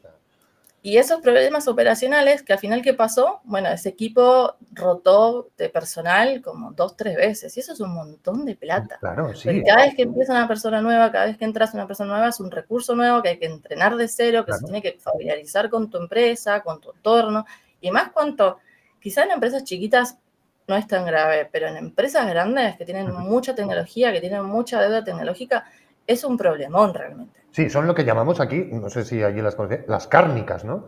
Que te tratan como carne, como ganado, o sea, venga, como una, ala, fuera tú, ahora el siguiente y tal, y luego van como van también, o sea. Ujú. Entonces, y es algo que es algo muy sencillo de hacer, que es simplemente tener un panel de entrevistas diverso Ujú. y te ahorras un montón de problemas después cuando esa persona se incorpora, ¿no? Y a la hora de hacer, una pregunta, y a la hora de hacer estas entrevistas, ¿crees que, por ejemplo, quitar los datos personales de género, etcétera, solo quedarse con los skills, que la persona que vaya a hacer la entrevista solo se quede con esos skills, que no sepa quién le va a venir, ni cómo es, ni de dónde viene, ni nada, ¿no crees que sería lo suyo, digamos? O sea, que juzguen a la gente por, digamos, más que su apariencia o su género, su edad, su altura, su peso, lo que sea, por realmente lo que saben.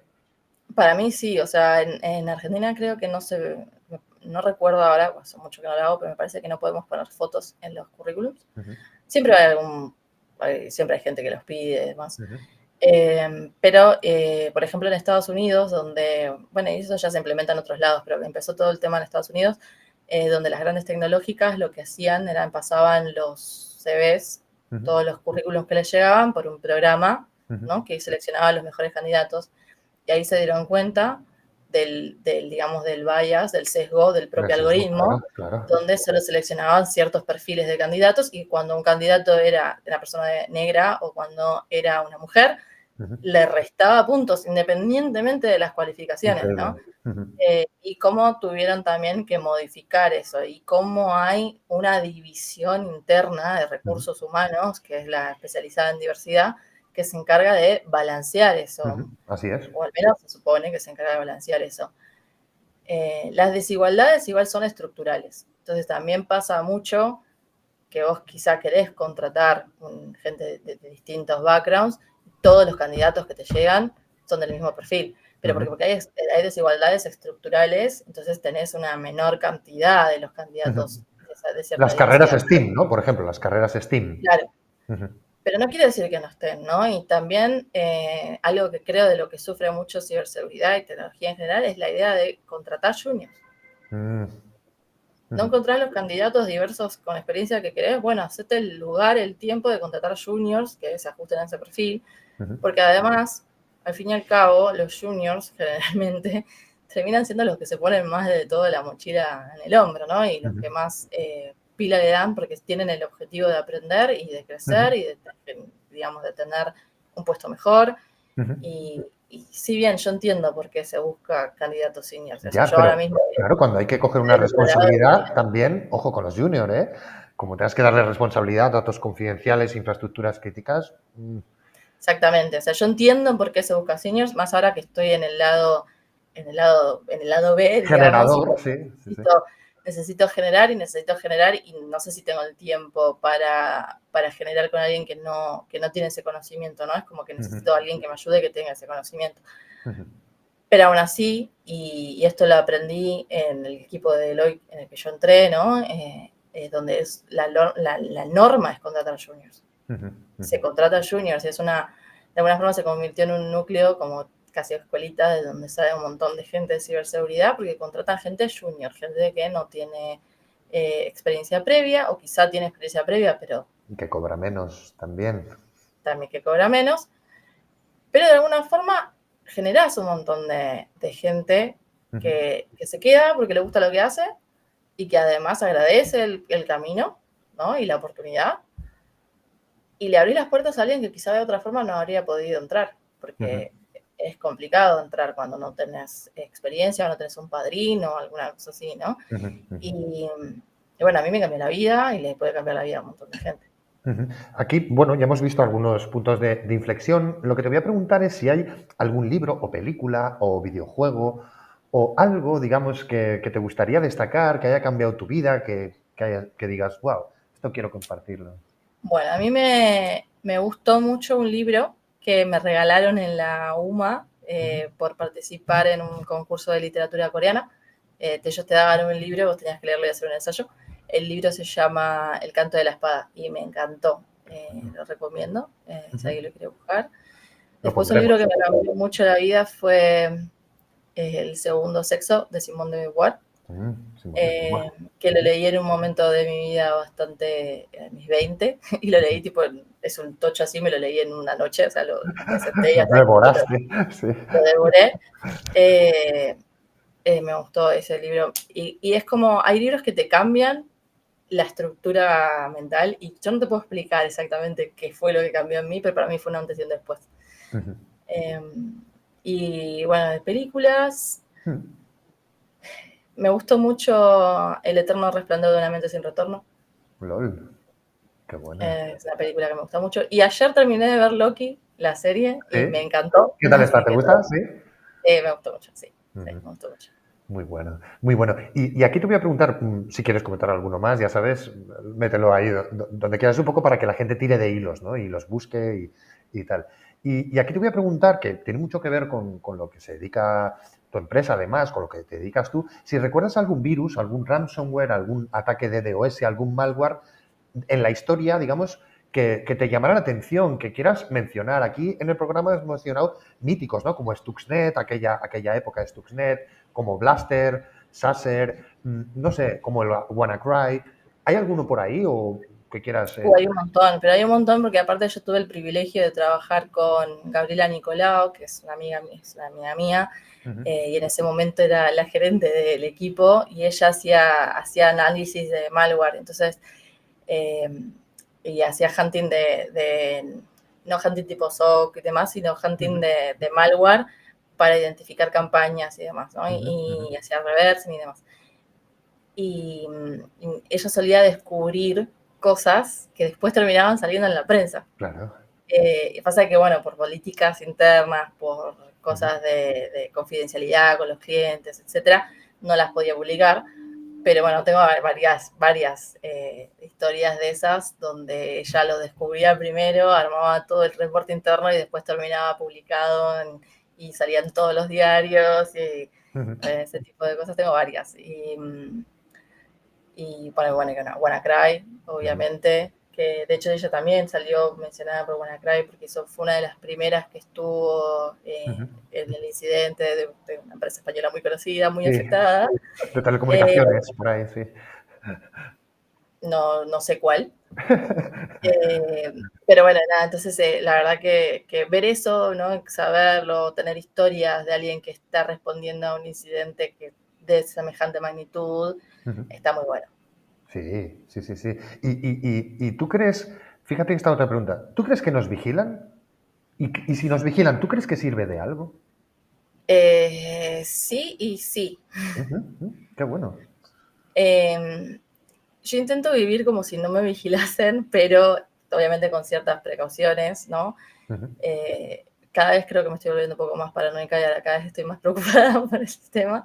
Que no sé si es la edad o el conocimiento, pero es como que ahora cada vez me está preguntando mucho más. De hecho, estoy pensando en hacerme un sock casero, o sea, ya llegué al punto, bueno, voy a hacerme mi propio sock aquí en casa. Dormir en una cápsula, tal.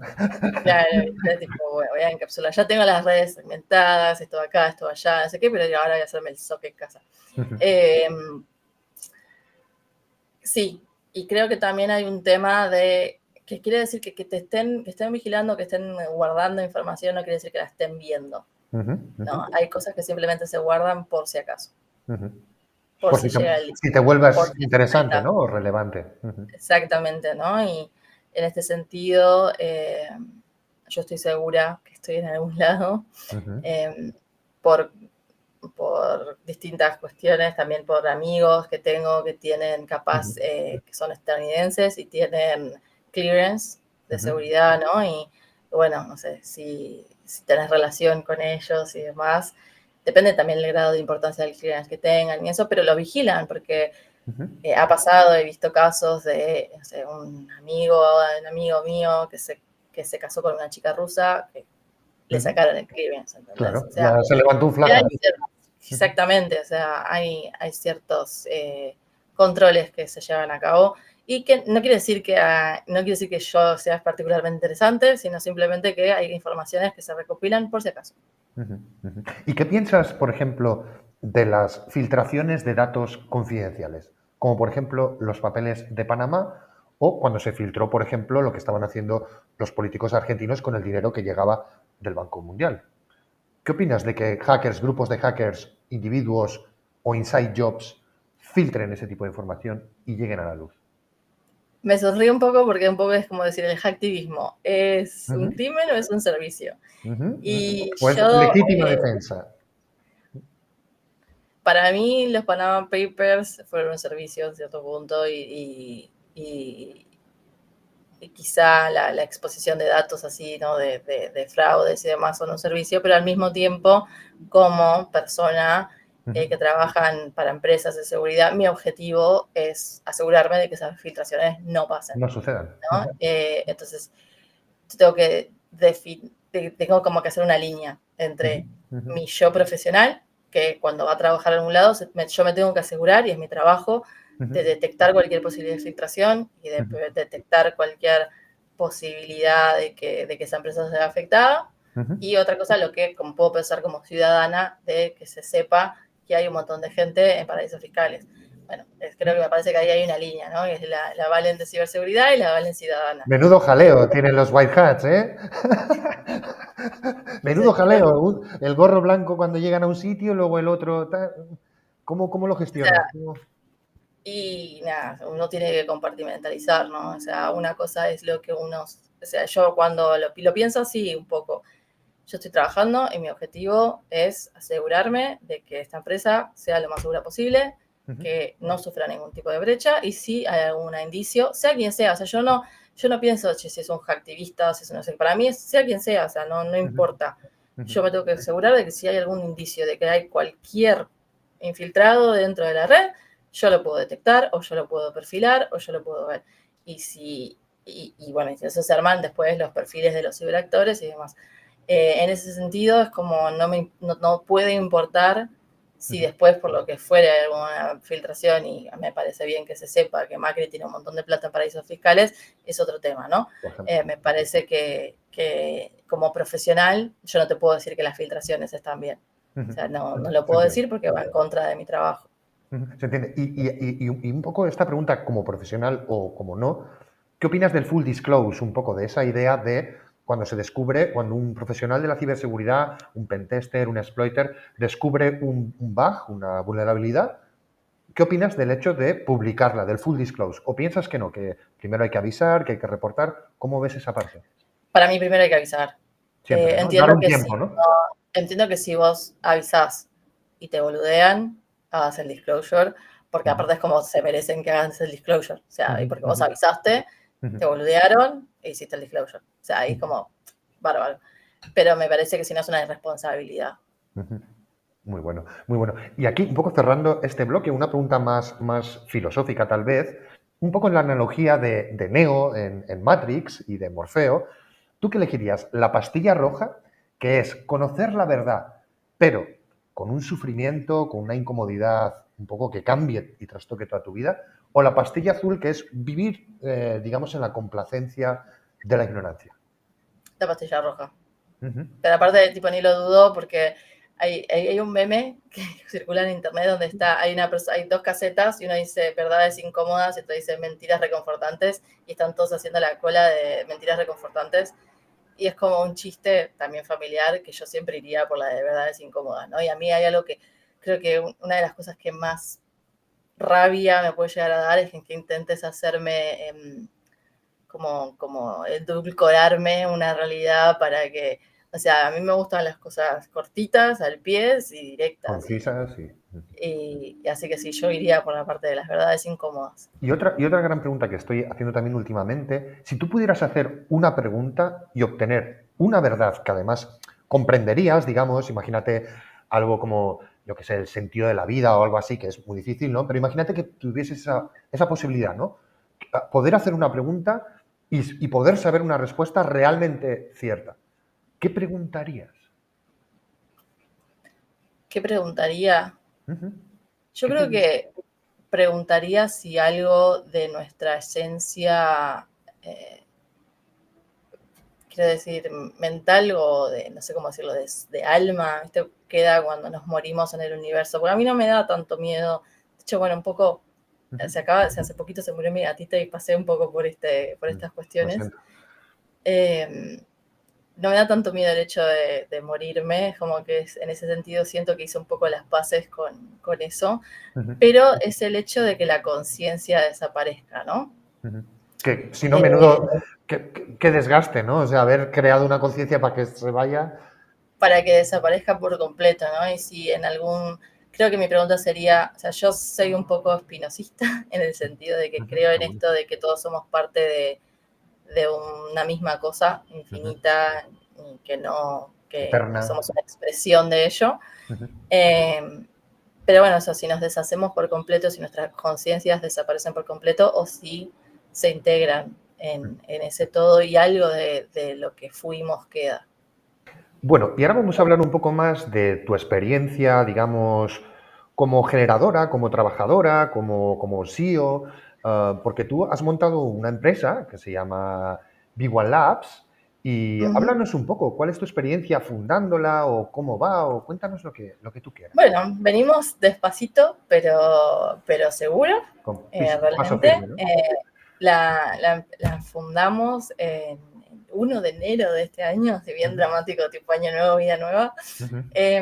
Y bueno, yo tuve un año bastante complicado. Cosas, no, de mi gatita, entre otras cosas, ¿no? Ujú.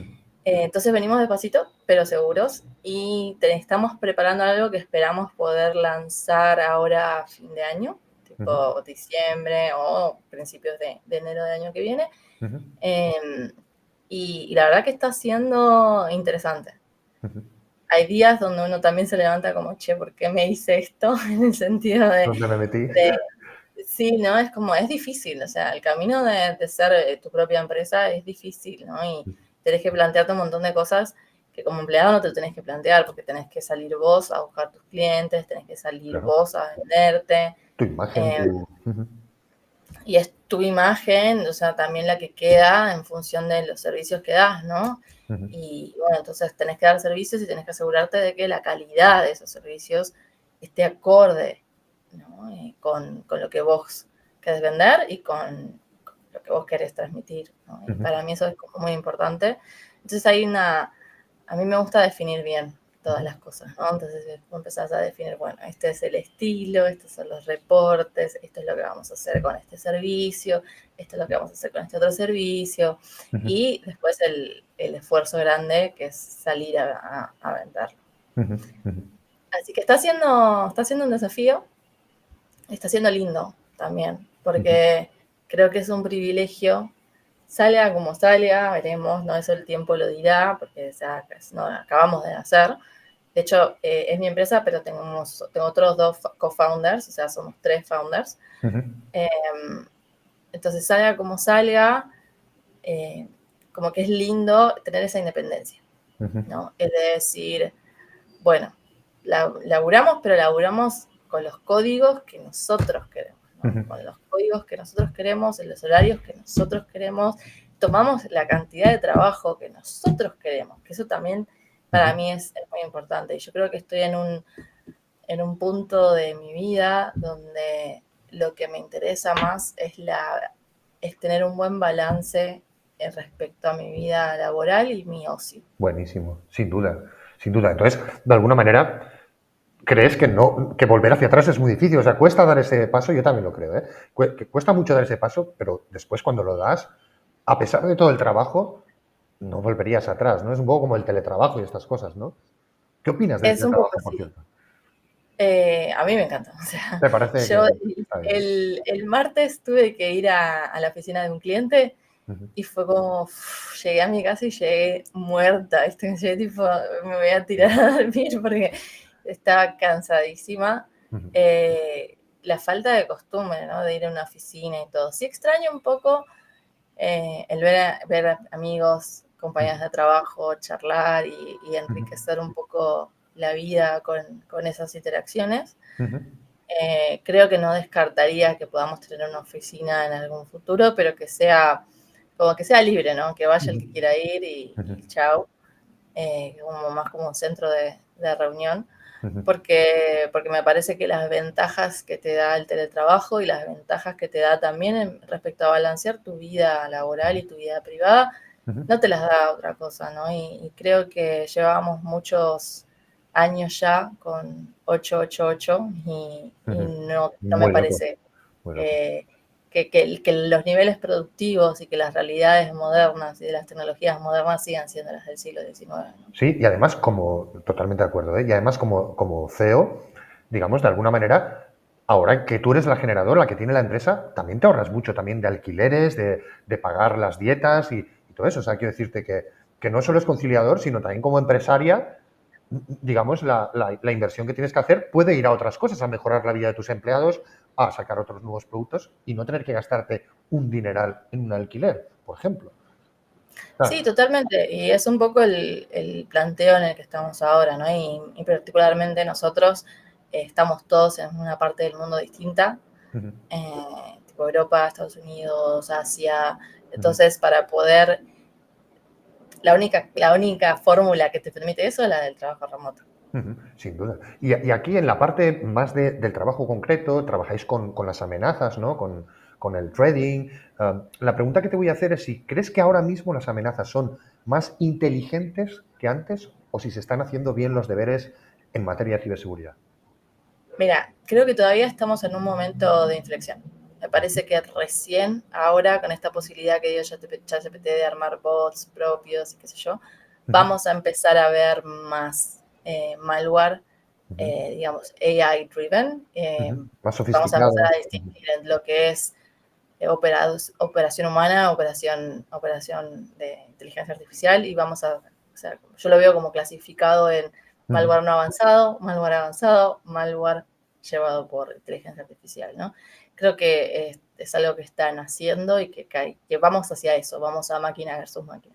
Qué bueno, qué bueno. Sí, yo creo que va un poco por ahí, ¿no? O sea, quiero decir, se va a usar desde un lado, pero también desde el otro, evidentemente. O sea, el que defiende va a usar los bots para buscar correlaciones y tal, pero también a ver lo que crean las máquinas, ¿no? Como nuevas amenazas. Eso puede ser fascinante. Y antes has mencionado un poco la Blue Space Village en la Ecoparty, de la que Sí. tú perteneces, has trabajado en ella. Cuéntanos un poco qué es la Blue Space para la gente que no sepa qué es dentro de un evento genial como es la Ecoparty.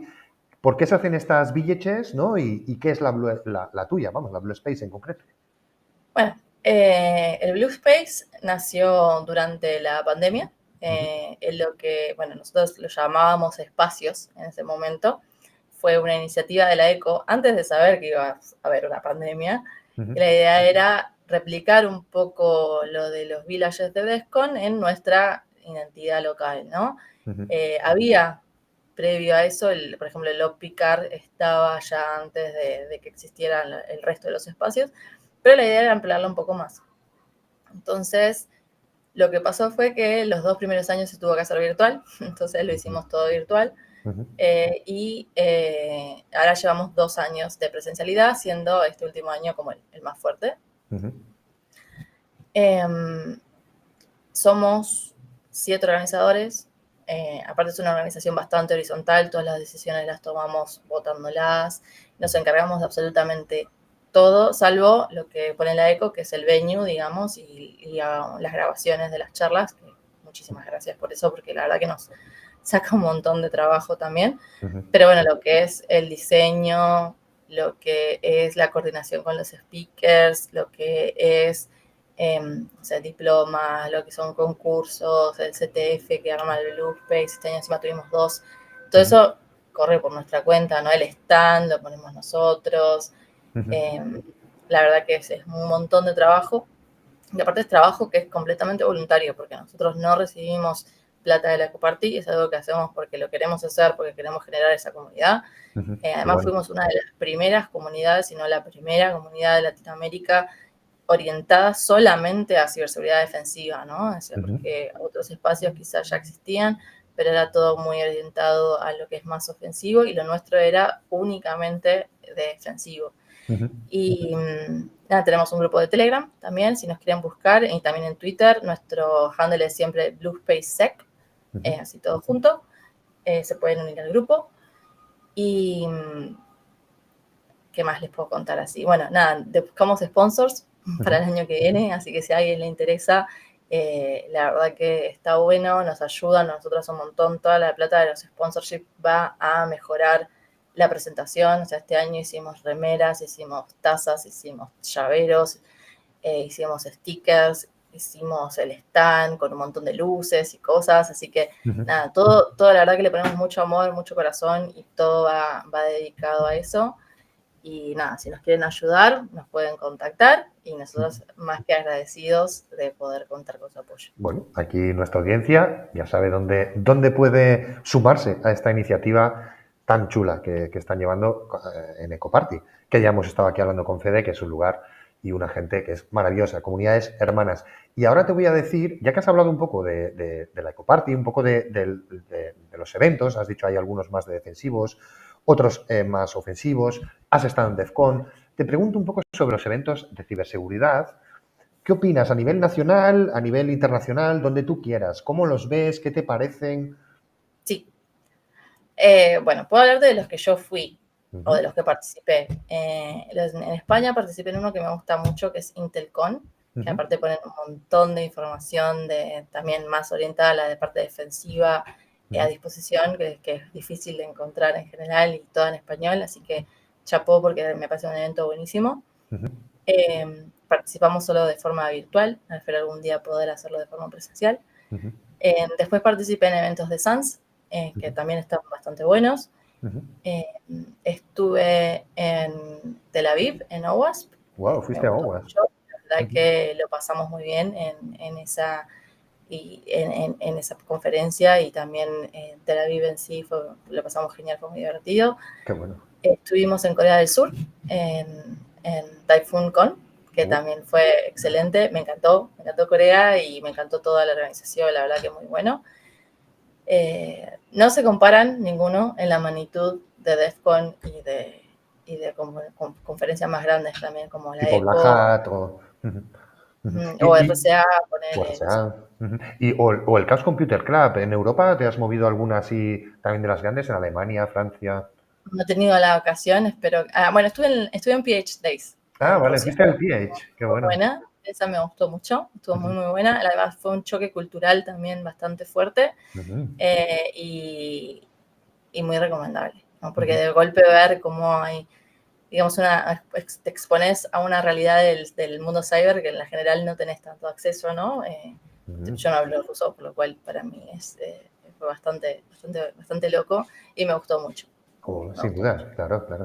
Y este tipo, digamos tú, los eventos, ¿recomiendas un poco a la gente que se vaya? ¿Qué consejos les darías a, digamos, los juniors o la gente que está empezando sobre cómo elegir? Porque tú has estado visitando, pero también generando en Ecoparty un espacio y digamos, siendo anfitriona, ¿no?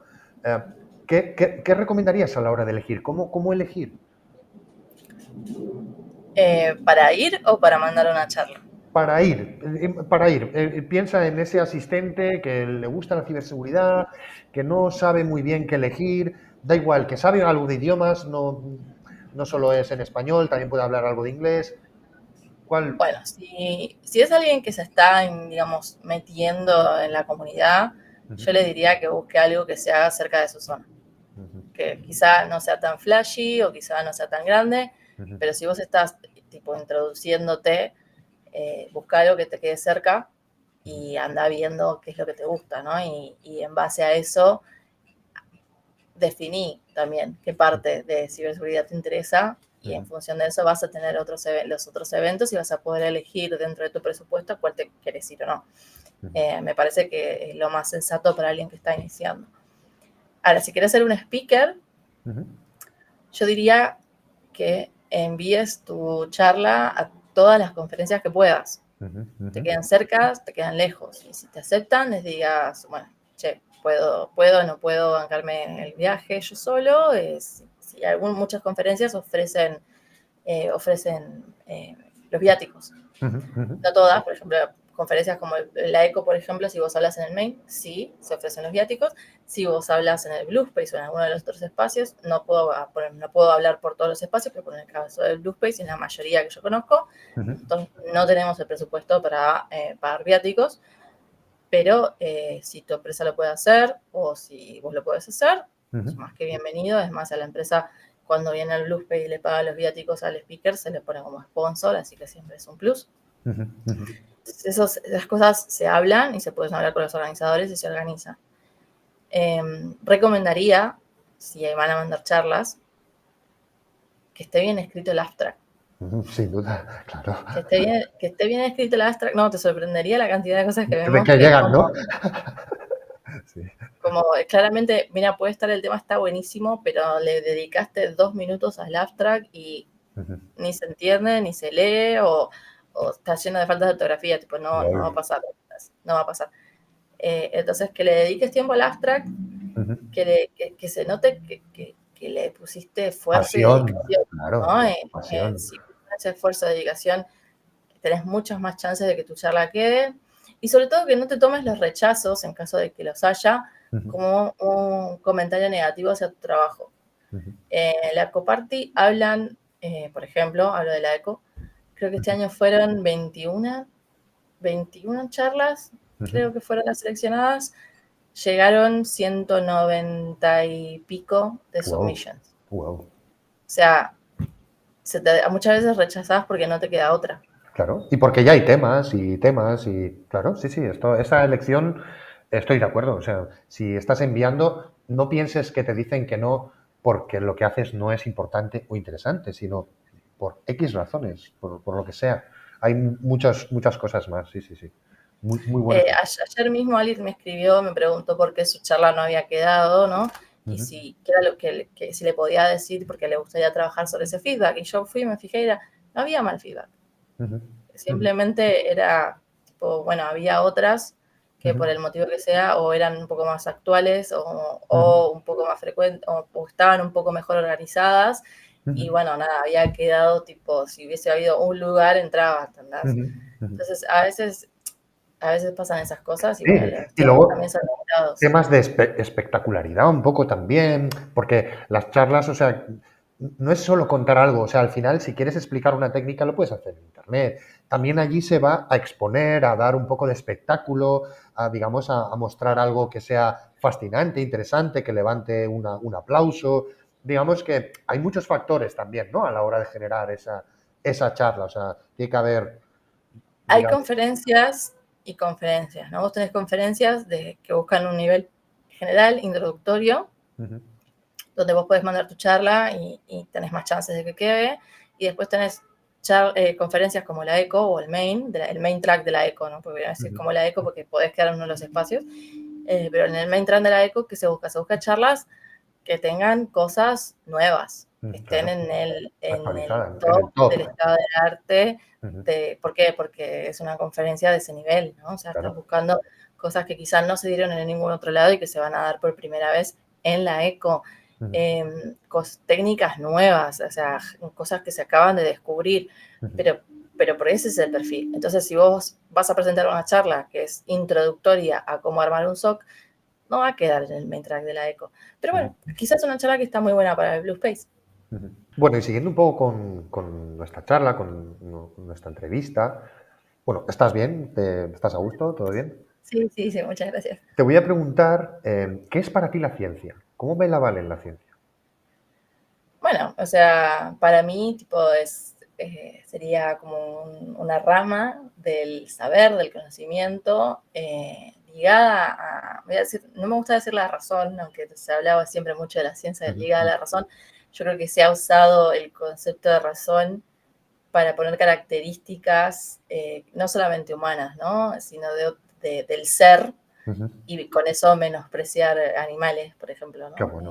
Así que voy a decir del intelecto, Ujú, donde básicamente se usan metodología, el método científico, para hacer mediciones y hacer plantear objetivos y hacer verificaciones sobre alguna materia o alguna cuestión. ujú. Qué bueno, qué bueno. ¿Y consideras que la ciencia ha ido de la mano siempre de lo militar, de la guerra? Sí y no. O sea, me parece que no todos los grandes científicos de la historia han hecho cosas por temas militares. O sea, me parece que reducirlo a eso, o Ujú, sea, si no estaríamos hablando de los primeros pensadores griegos que andaban pensando si la Tierra era plana o no, o estaban ujú, buscando cómo demostrar que era redonda, que se iba relacionado al militar. Me parece que no, ¿no? Igual que hay otros muchas áreas donde se hicieron estudios que iba más relacionado con la pasión ujú, de la persona en sí que con la militar. Sí es cierto que no se puede negar ujú. que mucha del financiamiento de cosas científicas va ligado a lo militar porque es ahí donde se pone, digamos, plata para poder avanzar respecto a los enemigos. Entonces hay muchos avances y Ujú. descubrimientos tecnológicos ligados a ello, pero no me parece que no se puede decir que toda la ciencia esté supeditada a lo militar. Estaba pensando que igual esos que pensaban si era plana o no, lo que estaban pensando cuáles serían sus límites de conquista, hasta dónde podías llegar, porque piensa que detrás de la característica humana, digamos, siempre está un poco el conquistar y aplastar a los demás, o siempre ha estado. No lo sé No si... sé, me parece que podemos ser un poco más que eso. No quiere decir que eso no sea una faceta nuestra. No dejamos de ser animales y no deja de ser parte Ujú. digamos, de nuestra naturaleza, pero me parece que también vamos un poco más allá, ¿no? Ojalá. Creo que también está el amor por el conocimiento en sí. Ujú. Qué bueno, qué bueno. Y hablando de ese amor por ese conocimiento, aquí te preguntaré si destacarías algún científico o científica en la historia que te gustaría nombrar o que la gente tirara del hilo y tal. Bueno, a ver, hay varios, creo, Ujú, varios que me gustaría nombrar. ujú, Creo que es muy importante y me gusta resaltar el papel que tuvieron las mujeres en el inicio de la computación, ujú. ¿no? Que Ada es como Lovelace, a la Ada, tenés Heidi Lamar, Hedy que Lamarr. básicamente sentó las bases de lo que hoy usamos GPS, Bluetooth, Wi-Fi. Yo creo que no podemos vivir sin eso. Ujú, Tenemos Grace Hopper, que estableció las bases del precursor, o sea, el compilador precursor del COBOL, ¿no? ujú, Luego tenemos a Marie Curie, ujú, ¿no? Que fue tan disruptivo, ¿no? También, ¿no? Primera mujer premio Nobel. ujú, Y después hay otros campos que a mí me interesan que no tienen tanto que ver con la computación, que es el campo de la sexualidad humana, donde ujú, tenemos a Masters y Johnson, ujú, que de hecho hay una serie muy buena que se llama Master of Sex, que si alguien la quiere ver, yo la recomiendo, es ujú, una joya, una joya. Helen O'Connell, que fue la primera mujer en el 62 que diagramó la anatomía del clítoris de la mujer, ujú. Qué bueno. y cambiando de espectro, ¿no? A las partes de la obediencia, lo que es estudios de la obediencia y de la autoridad, a mí me parecen fascinantes, crueles también, los experimentos de Milgram, ¿no? Donde Ujú, de Milgram, uf, todo el tema de la obediencia y de la autoridad y cómo eso brutal. funciona, y que fue tan importante, ¿no? Porque aparte fue en una época, estos experimentos son del 62, y Ujú, estaba la teoría también de Hannah Arendt de la banalidad del mal, cuando la agarraron a Eichmann acá en Bariloche, ¿no? ujú, ujú, Cómo también sirve para contextualizar, ¿no? Que la maldad no es solamente alguien malvado, sino como personas corrientes pueden cometer Estructuras de maldad. en base a una estructura maligna, ¿no? Ujú. Y cómo la mente se engaña a sí misma trasladando la responsabilidad de ese acto a la figura de autoridad. A mí eso me resulta fascinante. Y sin duda, sin duda. Y voy a decir otra gran mujer, que además hace poco fue el aniversario, el 7 de noviembre, de la primera vez que fue una mujer ministra de las primeras en Europa, en este caso en España, que fue la anarquista Federica Montseny, que además fue una grandísima anarquista, una persona que fue la primera en empezar a darle la vuelta al sistema. Esto fue con la República, tenían delante el franquismo, la dictadura, y duró muy poco, pero fue la primera que empezó a pensar en los cuidados de las personas con dependencias, de la mujer, creó el primer instituto para personas desahuciadas, para problemas mentales. No le dieron tiempo a hacer mucho de esto, pero me gustaría también, dentro de las figuras que has dicho, y porque ha sido hace poco su aniversario, destacarla. Y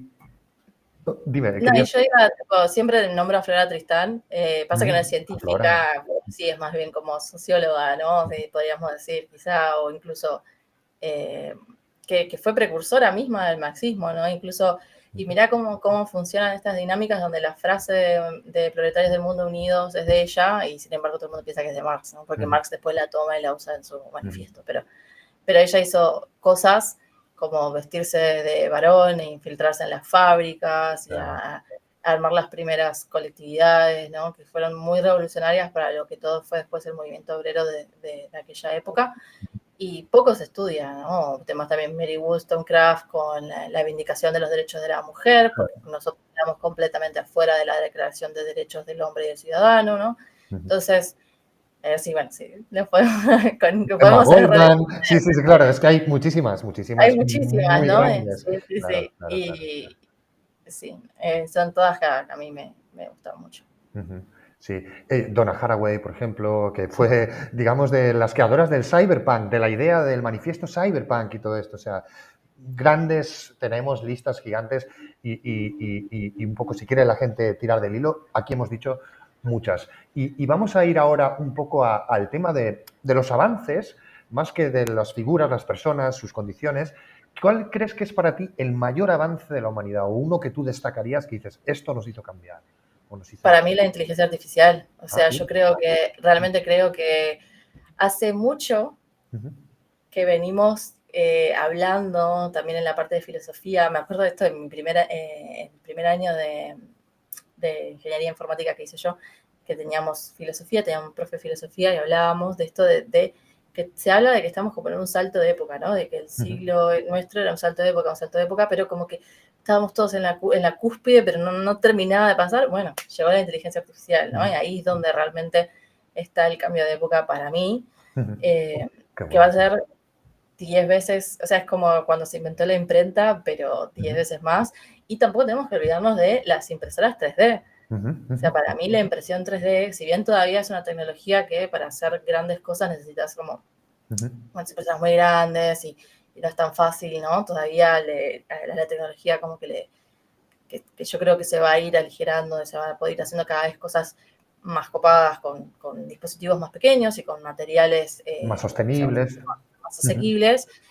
Para mí, estas dos cuestiones, tanto la impresión 3D como la inteligencia artificial, son y van a generar en los próximos años un salto cualitativo bestial en lo que es la historia de la humanidad. Yo ahí, ¿sabes qué? De las impresoras 3D, llámame un poco conspiranoico, pero creo que están frenando un poco ese avance porque el hecho de poder generarte tus propios objetos y repararlos y regenerarlos va muy en contra del capitalismo este salvaje de consumir todo el rato, porque si te lo haces tú...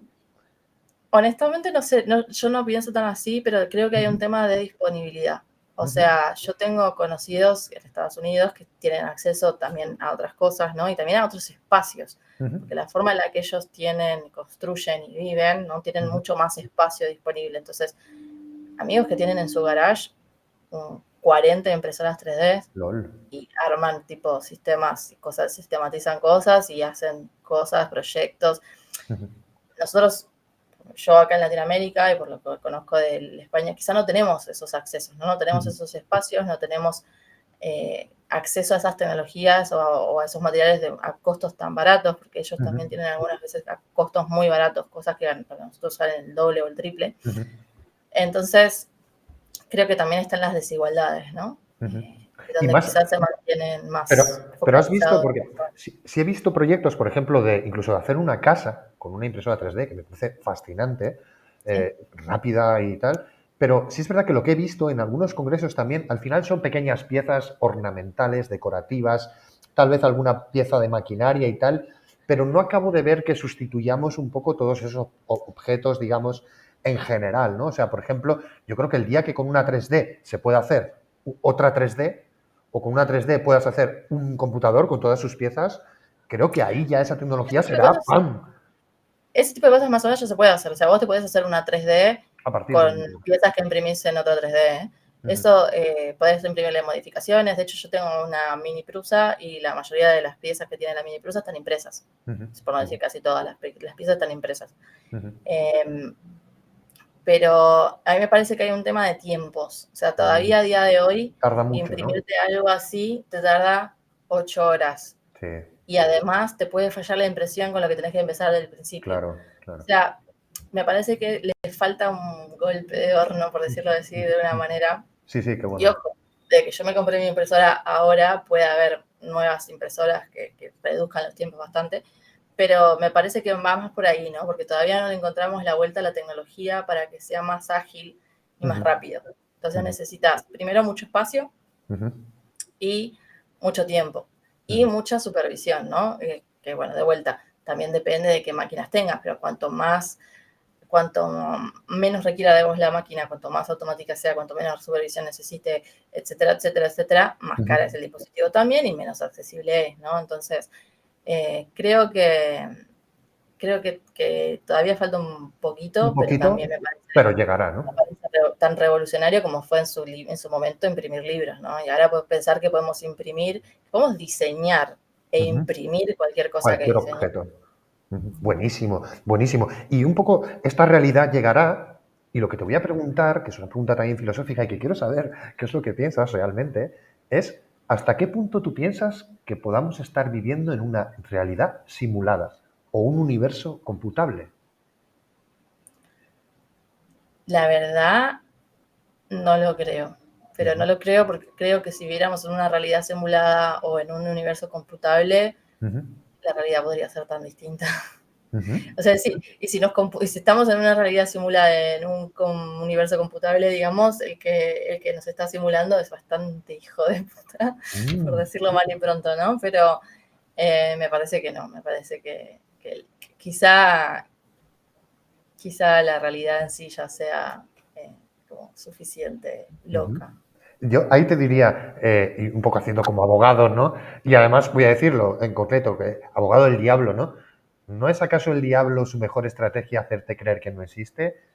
¿No es acaso el hacerte que la realidad sea, como dices, muy loca, la mejor manera de hacer de que creas que no hay otra cosa? Ahí ya entramos un poco en la parte filosófica que yo te decía que soy un poco espinosista. Por ahí Bueno, te quiero llevar, sí. Para mí, si el universo, o sea, si todos somos parte de una misma sustancia única e infinita, ¿no? Entonces el tiempo es una ilusión, porque el universo es infinito, ¿no? Entonces el tiempo y el movimiento en cierta forma es una ilusión. Y todo ocurre al mismo tiempo.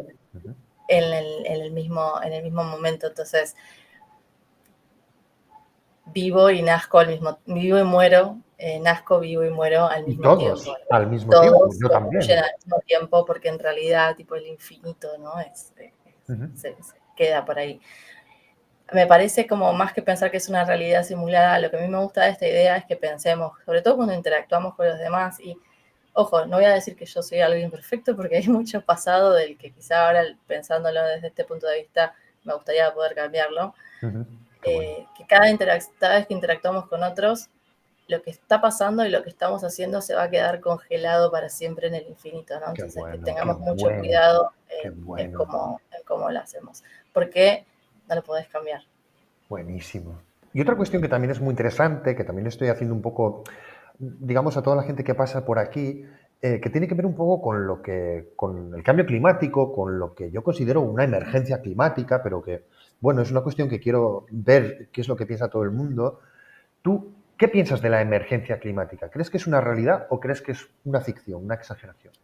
No, creo que es una realidad, y el hecho de cómo nos estuvimos muriendo de calor casi a 40 y pico de grados en En en invierno. el verano más caluroso de la historia de Argentina y el invierno más caluroso de la historia de Argentina, donde casi prácticamente me pasé todo el invierno en remera, me parece que es innegable, ¿no? Y el hecho de que España también esté medio prendida a fuego, creo que Total. no se puede discutir, ¿no? Y la Me parece que... sequía y tal, aquí hay una sequía brutal.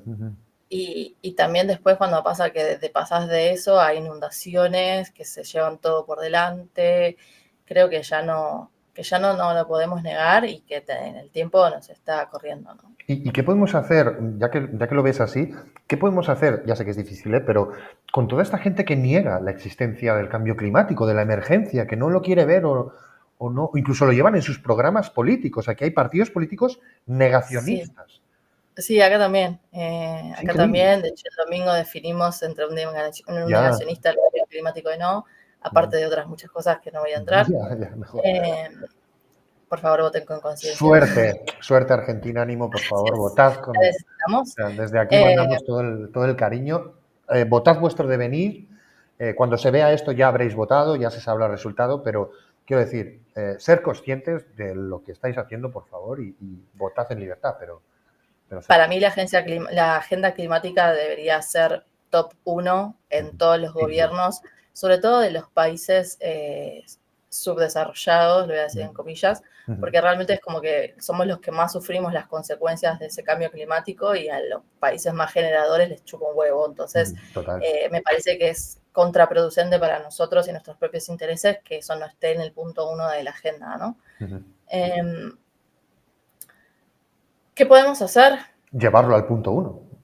Llevarlo al punto 1, pero y eso se hace protestando, Presionando a los políticos. Yo presionando a los estoy. Sí, políticos, sí. votando en Claro, en consecuencia, consecuencia. Sí, sí, sí.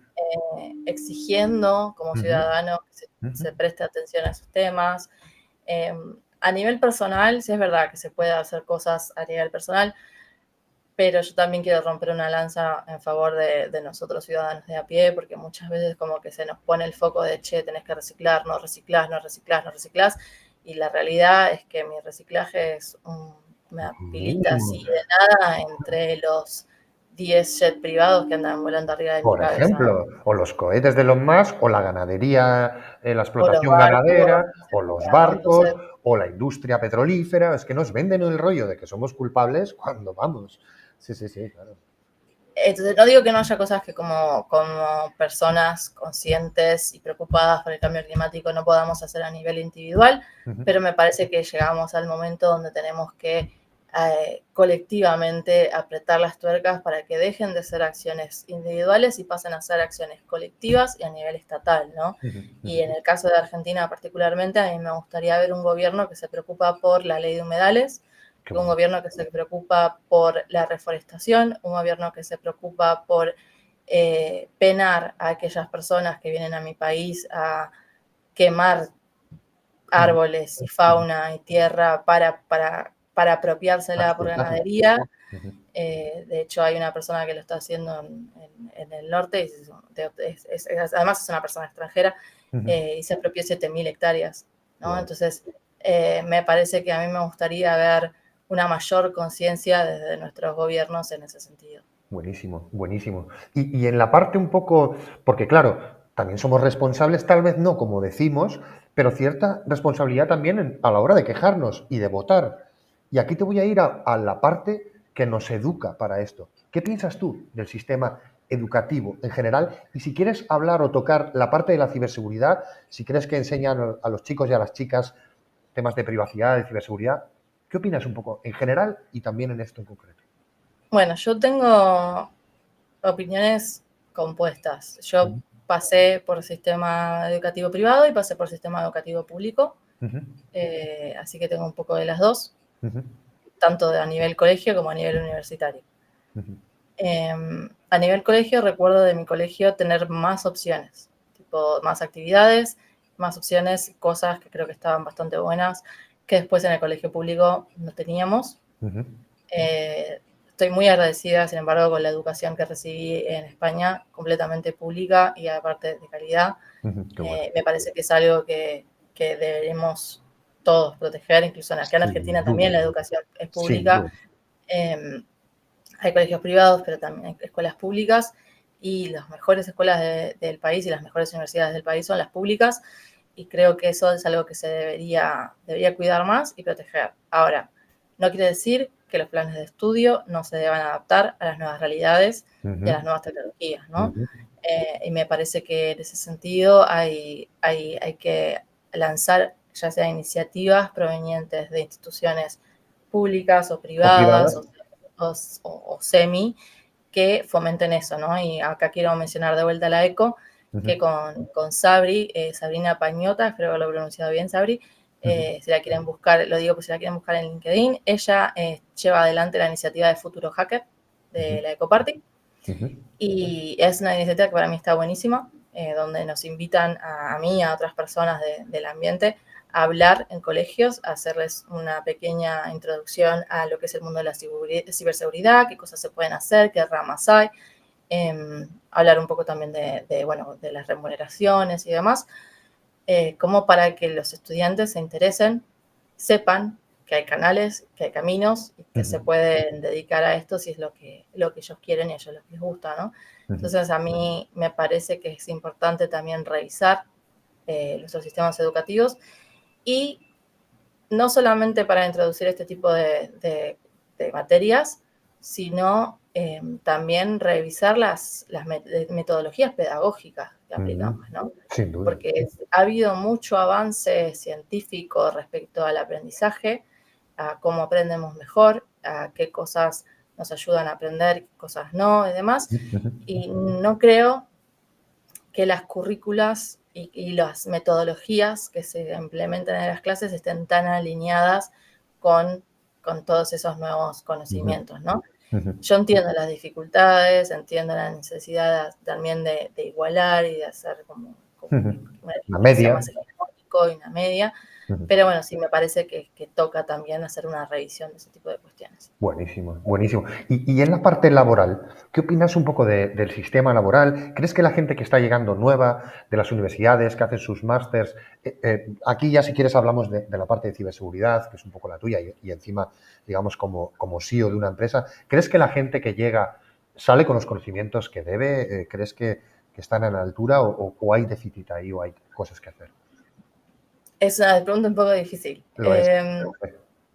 No sabría decirte, porque me parece que no todo el mundo sale y entra igual, ¿no? O sea, creo que primero ya están las desigualdades de entrada, ¿no? Donde podés venir de unos contextos más fáciles o menos difíciles.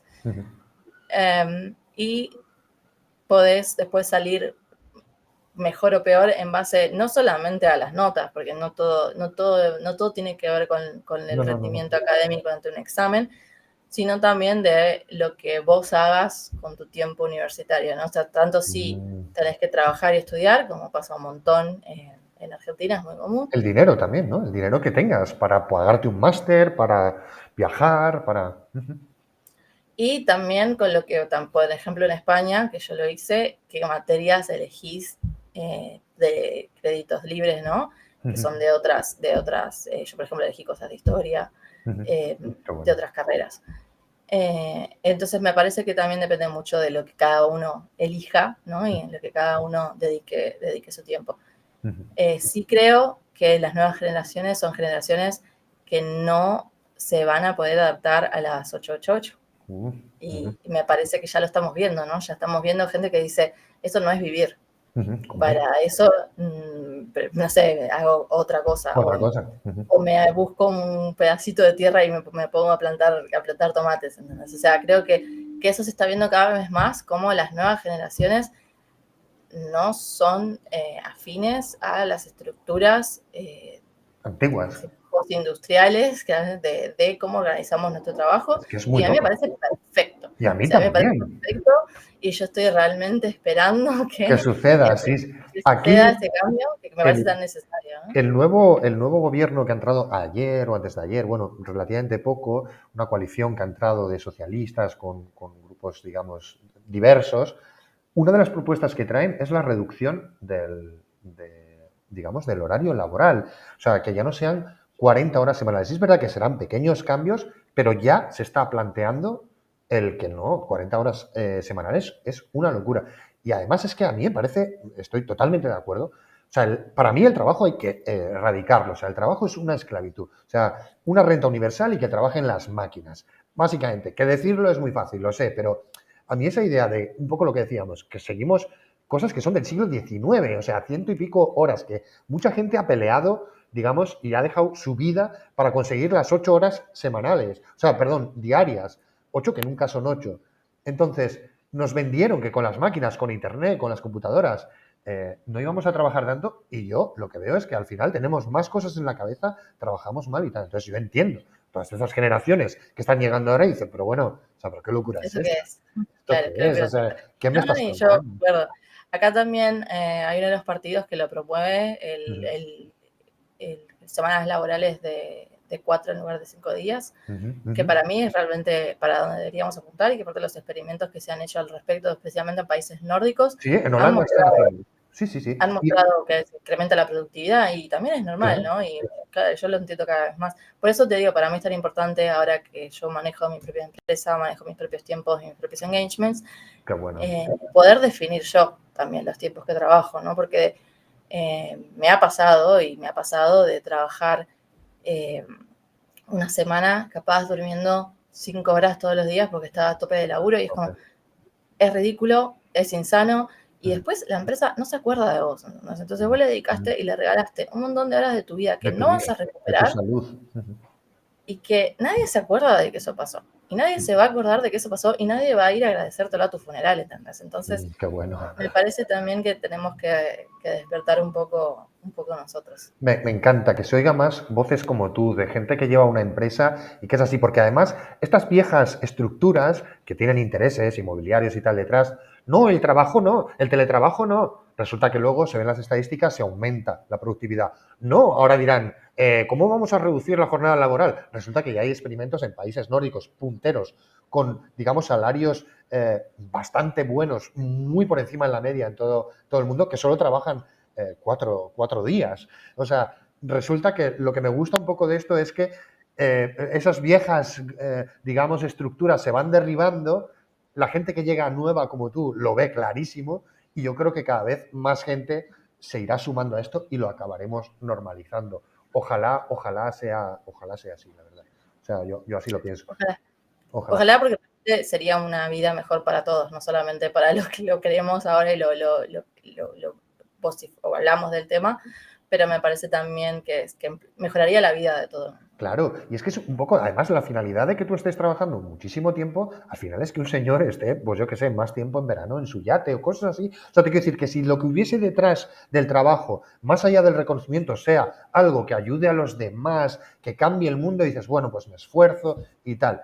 Pero que al final sean cuatro acumulando el dinero para un disfrute esperpéntico, ya es que dices, bueno, es que trabaje tu prima, ¿sabes? O sea, quiero decirte. Quiero decir, o sea, a mí no me engañas ya con esa historia. Bueno, eso le pasó a una amiga mía. Viste Ujú. que te conté que yo tenía una historia, un laburo donde me habían discriminado y demás. Bueno, una amiga mía que estaba trabajando conmigo, en un momento se le agarró un raye también viendo lo que me pasaba a mí y un poco por lo mismo y decía, es que estoy trabajando un montón de horas para el CEO de esta empresa, que es Un lo voy a repetir, imbécil, me da lo mismo, ya lo digo yo. que después agarra, ¿viste? Tiene los bolsillos que es billonario y qué sé yo, y yo acá dedicando mi vida a que el chabón tenga más guita. Y agarró, se fue, renunció y buscó trabajos en empresas que tuvieran un impacto social. Claro, Y a mí me parece perfecto, ¿no? Porque al fin y al cabo es un poco, uno tiene que buscar también eso, ¿no? Que dónde quiere poner su tiempo contribuir, claro. y a qué le estás poniendo tu tiempo y tu esfuerzo. Ojalá los trabajadores y las trabajadoras, ya no te digo en esas estructuras antiguas, pero se empoderen al menos con esto. ¿Sabes? Sepan decir no, sepan decir aquí no. sepan ir a una entrevista de trabajo y le digan, dígame qué salario me va a dar. No, te doy un rango, te digo, no, ¿cuánto me va a pagar? Porque yo estoy tomando una decisión muy importante en mi vida. Es mi tiempo, es mi esfuerzo, es mi salud, es mi tiempo con la gente que yo amo y se lo voy a entregar a ustedes. Entonces, por favor, quiero un buen salario, quiero unas buenas condiciones y díganme qué es lo que estamos haciendo. Ojalá, aunque no lleguen los sindicatos, que los perdimos hace tiempo como estructuras políticas, quede por lo menos esa dignidad del trabajador. Yo lo digo como lo siento y tal. Y aquí te voy a preguntar una cosa, nos queda ya muy poquito, y es, ¿qué opinas de las redes sociales? Tanto las libres, tipo Mastodon, Oasis, como las comerciales, LinkedIn, TikTok, Twitter. ¿Cómo las ves? ¿Qué te ¿Qué parece? tema? Porque aparte últimamente vengo con un temita con eso, también con el celular. Yo uso mucho las redes, particularmente mi Twitter lo uso mucho, a veces más de lo que debería, cada vez me doy más cuenta, pero yo pasé un desencanto muy fuerte cuando Elon Musk compró Twitter, o sea, es ¿No te como gustó? el mal. Pero, y de hecho creo que la plataforma funciona mucho peor y tiene mucho menos contenido interesante para mí ahora. Sí la uso porque de alguna forma consigo todavía consumir noticias, todavía consigo por ahí, aunque es más difícil distinguir la paja del Del grano. contenido del mercado, ¿no? O sea, ahora cada vez que, sobre todo con este tema del conflicto en Israel y Palestina, eh, cada vez que llegan noticias o salen cosas y decís, para esto es verdad, esto es mentira, ¿no? Es como, está chequeado, o sea, es como que hay un montón de... Y antes era más fácil, porque era más fácil llegar a las fuentes de información y estar seguro de que la información al menos estaba chequeada. Ahora creo que es un poco más Y difícil y hay mucha desinformación dando vueltas. sabes que lo último que anunció es que la quiere convertir en una aplicación de citas. Bueno, sí, que siga con su delirio y A yo lo seguiré, loco. claro, yo me mantendré ahí hasta que termine de morir.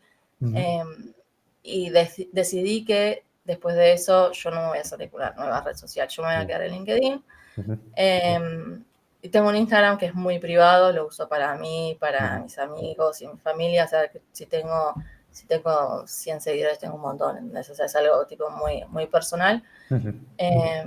Y no me voy a hacer ninguna red social más. A mí me parece, ya hacerme en Instagram en su momento fue como, pero no sé, era cuarentena, necesitábamos como expandir un poco las conexiones a través de alguna manera, ¿no? Así que salió. Pero después de eso, para mí ya está, ni siquiera Threads, ahora de Facebook tampoco. Mi Facebook desapareció, o sea, murió, no entro, no lo actualizo de hace eones, no me interesa tampogo. Voy a usar LinkedIn para lo profesional y nada más. Me ¿Y parece TikTok? que no. ¿No lo consumes? Me niego, porque aparte, y un poco me niego a ver muchos reels de Instagram, aunque caigo en alguno, porque realmente está demostrado que eso hace que se te muera la memoria. Sí, es adictivo, ¿no? También. Yo habiendo visto a mi abuela pasar por un proceso de Alzheimer bastante feo, y yo tengo muy buena memoria, entonces es como no quiero dañar algo que me parece tan crucial y que me importa tanto para poder envejecer de una forma sana. No quiero decir, quizá me pasa igual, ¿no? O sea, pero dentro de lo posible poder hacer lo que sea mi granito de arena para no caer en esa. Qué bueno. Y bueno, aparte otra cuestión que es como que generan adicción y generan malestar. Generan mucho malestar. Angustia tal vez o nerviosismo constante, ¿no? Y sobre todo cuando fue el lanzamiento de ChatGPT, que fue justo tipo, salió ChatGPT que ya llegó la inteligencia artificial a revolucionar el mundo, yo estoy intentando armar una empresa, no tiene ningún sentido lo que estoy haciendo, tipo, caes en un pozo y cada vez hay un anuncio de, no, salió esto, y salió esto, y salió esto, y te empieza a comer el FOMO, ¿no? Y sentís que no puedes hacer nada porque ya hay alguien que ya lo hizo, o lo hizo más rápido, o lo hizo mejor. Entonces, me parece que está Ansiedad, bueno. genera ansiedad. Y que podés caer en esa angustia existencial. Me parece que está bueno desconectar y estuve haciendo algunos experimentos a raíz de ver un par de videos de neurocientíficos donde para aumentar la productividad, para aumentar la productividad, el estado de ánimo y La demás, atención, etcétera, sí. la atención, etcétera, etcétera. Ujú. Y bueno, se incluían unas rutinas de levantarse temprano, de darse una ducha, de terminar la ducha fría, de esperar 2 horas antes de tomar un café. No Bueno, un mirar el montón de... móvil, nada más levantarse, ¿eres de las que lo miran? Bueno, ahí fue donde descubrí una clave fundamental. Ujú. Yo era tipo como, sí, yo hago todo esto, pero mi productividad no aumenta, mi productividad no aumenta, mi productividad no aumenta. Guardé el celular en un cajón LOL. y ese día hice absolutamente todas las cosas que necesitaba hacer. O sea, y a partir de ahí, desde ese momento, es como que me hice mucho más consciente de Buenísimo. la necesidad de sacar el celular, sacar las redes sociales y darse pie a uno también a aburrirse. Ujú. Claro. Porque del aburrimiento es de donde nace un montón de acción y un montón de ideas y un montón de creación. Sí, de existencialismo incluso, de cosas que no sean manejables cerca, ¿no? O sea, qué bueno. Y llegando un poco al final de todas estas cuestiones, la verdad es que ha sido un placer hablar contigo y escucharte, ¿vale? Muchas gracias por haber venido. Además, voy a hacerte la última cuestión, que es, veo que le pones mucho, que te encanta, que además lo has puesto como un punto de revolución, de disrupción en la humanidad, y es, ¿qué opinas de las inteligencias artificiales y cómo crees, digamos, que van a cambiar nuestra sociedad? Da un paso más, ¿cómo crees que será nuestra sociedad con ellas? Mira, es un tema que todavía no hice tanto research como el que me gustaría, pero lo venía pensando el otro día, ¿no? O sea, si empezamos a hablar tanto con la inteligencia artificial, ¿no? Y acomodarnos a ciertas estructuras mentales al hablar con esa inteligencia artificial, ¿va a cambiar nuestro pensamiento también? ¿Nos vamos a ir pareciendo más a la forma en la que piensan las máquinas? Es una idea que le estoy dando vueltas, que quiero ver qué dice la ciencia y qué dicen los expertos en esto al respecto, pero que me parece muy interesante y me parece que no tenemos todavía muy claro cómo va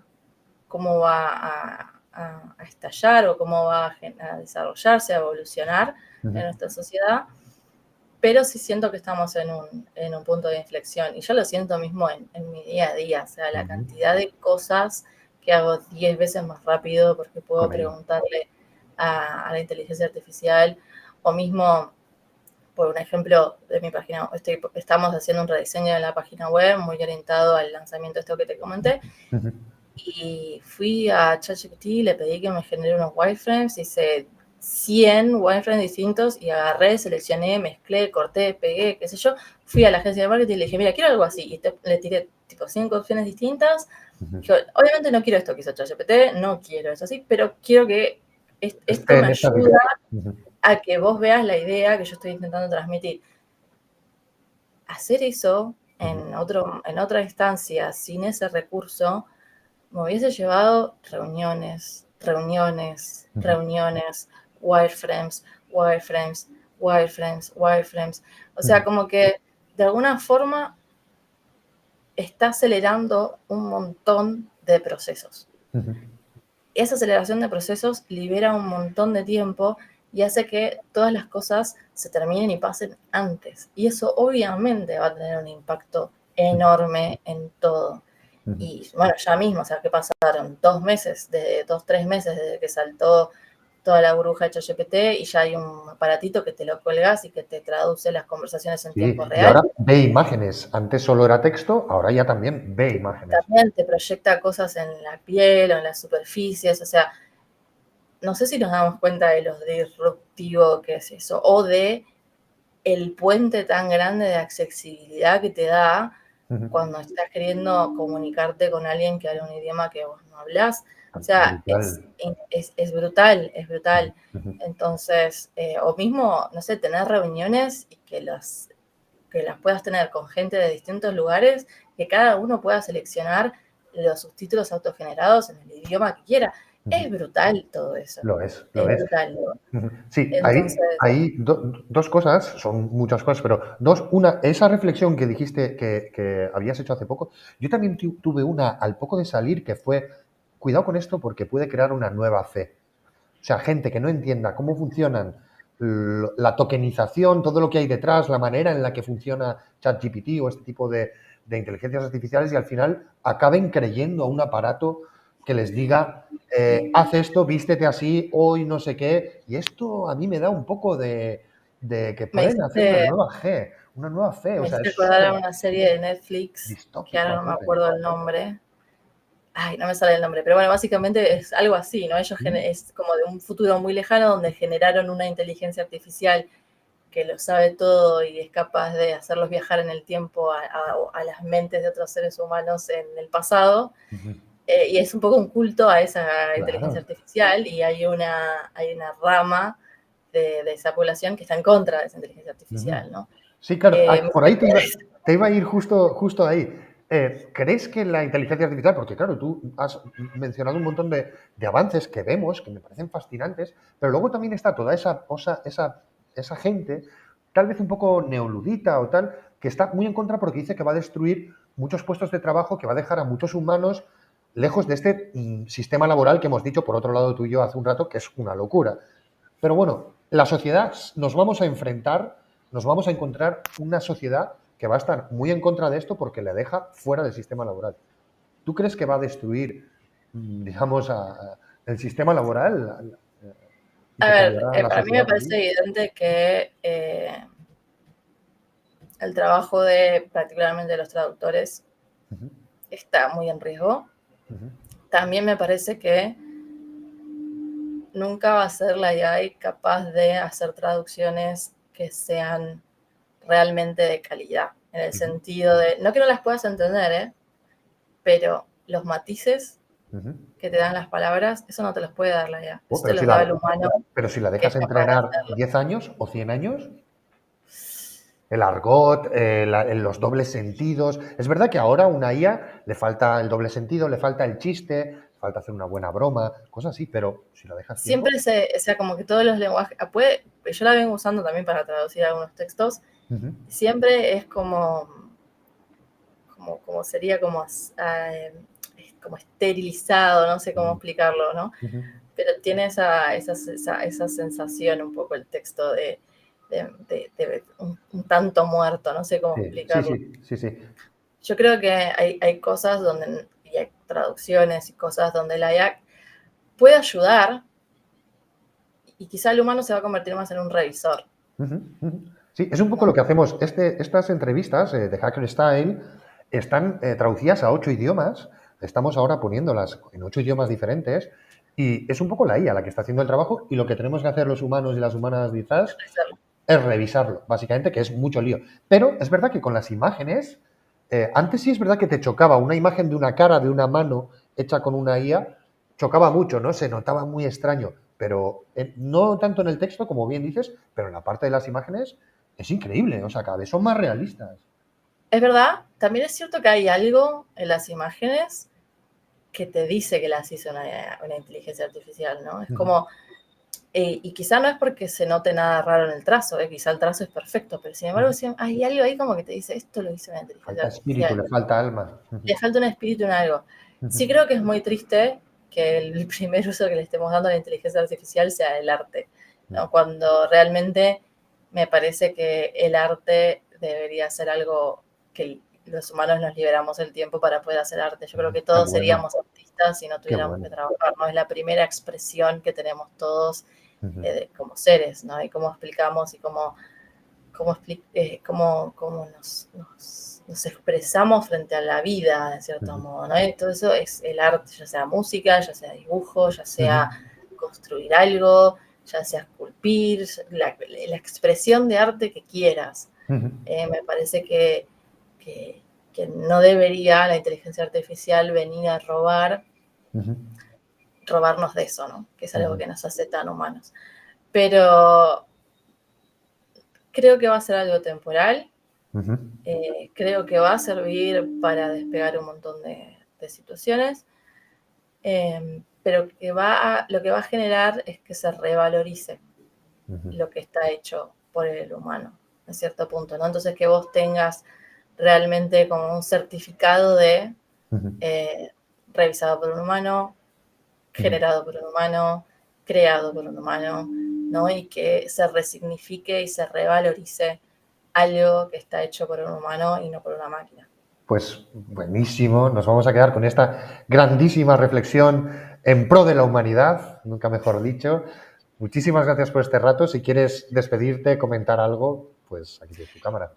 Bueno, no, te agradezco mucho la entrevista, el espacio, el tiempo, las preguntas también. Me gustó mucho que no fueran solamente preguntas de ciberseguridad, que obviamente es mi tema y es lo que me gusta hablar, pero me gusta, creo que todos los humanos tenemos muchas dimensiones y que vos le das de alguna cierto pie a que se vea un poco más de esas dimensiones con todas las preguntas que haces. Esa es la idea. Y a nuestra audiencia, muchísimas gracias por estar ahí y nos vemos en el siguiente capítulo. Hasta luego.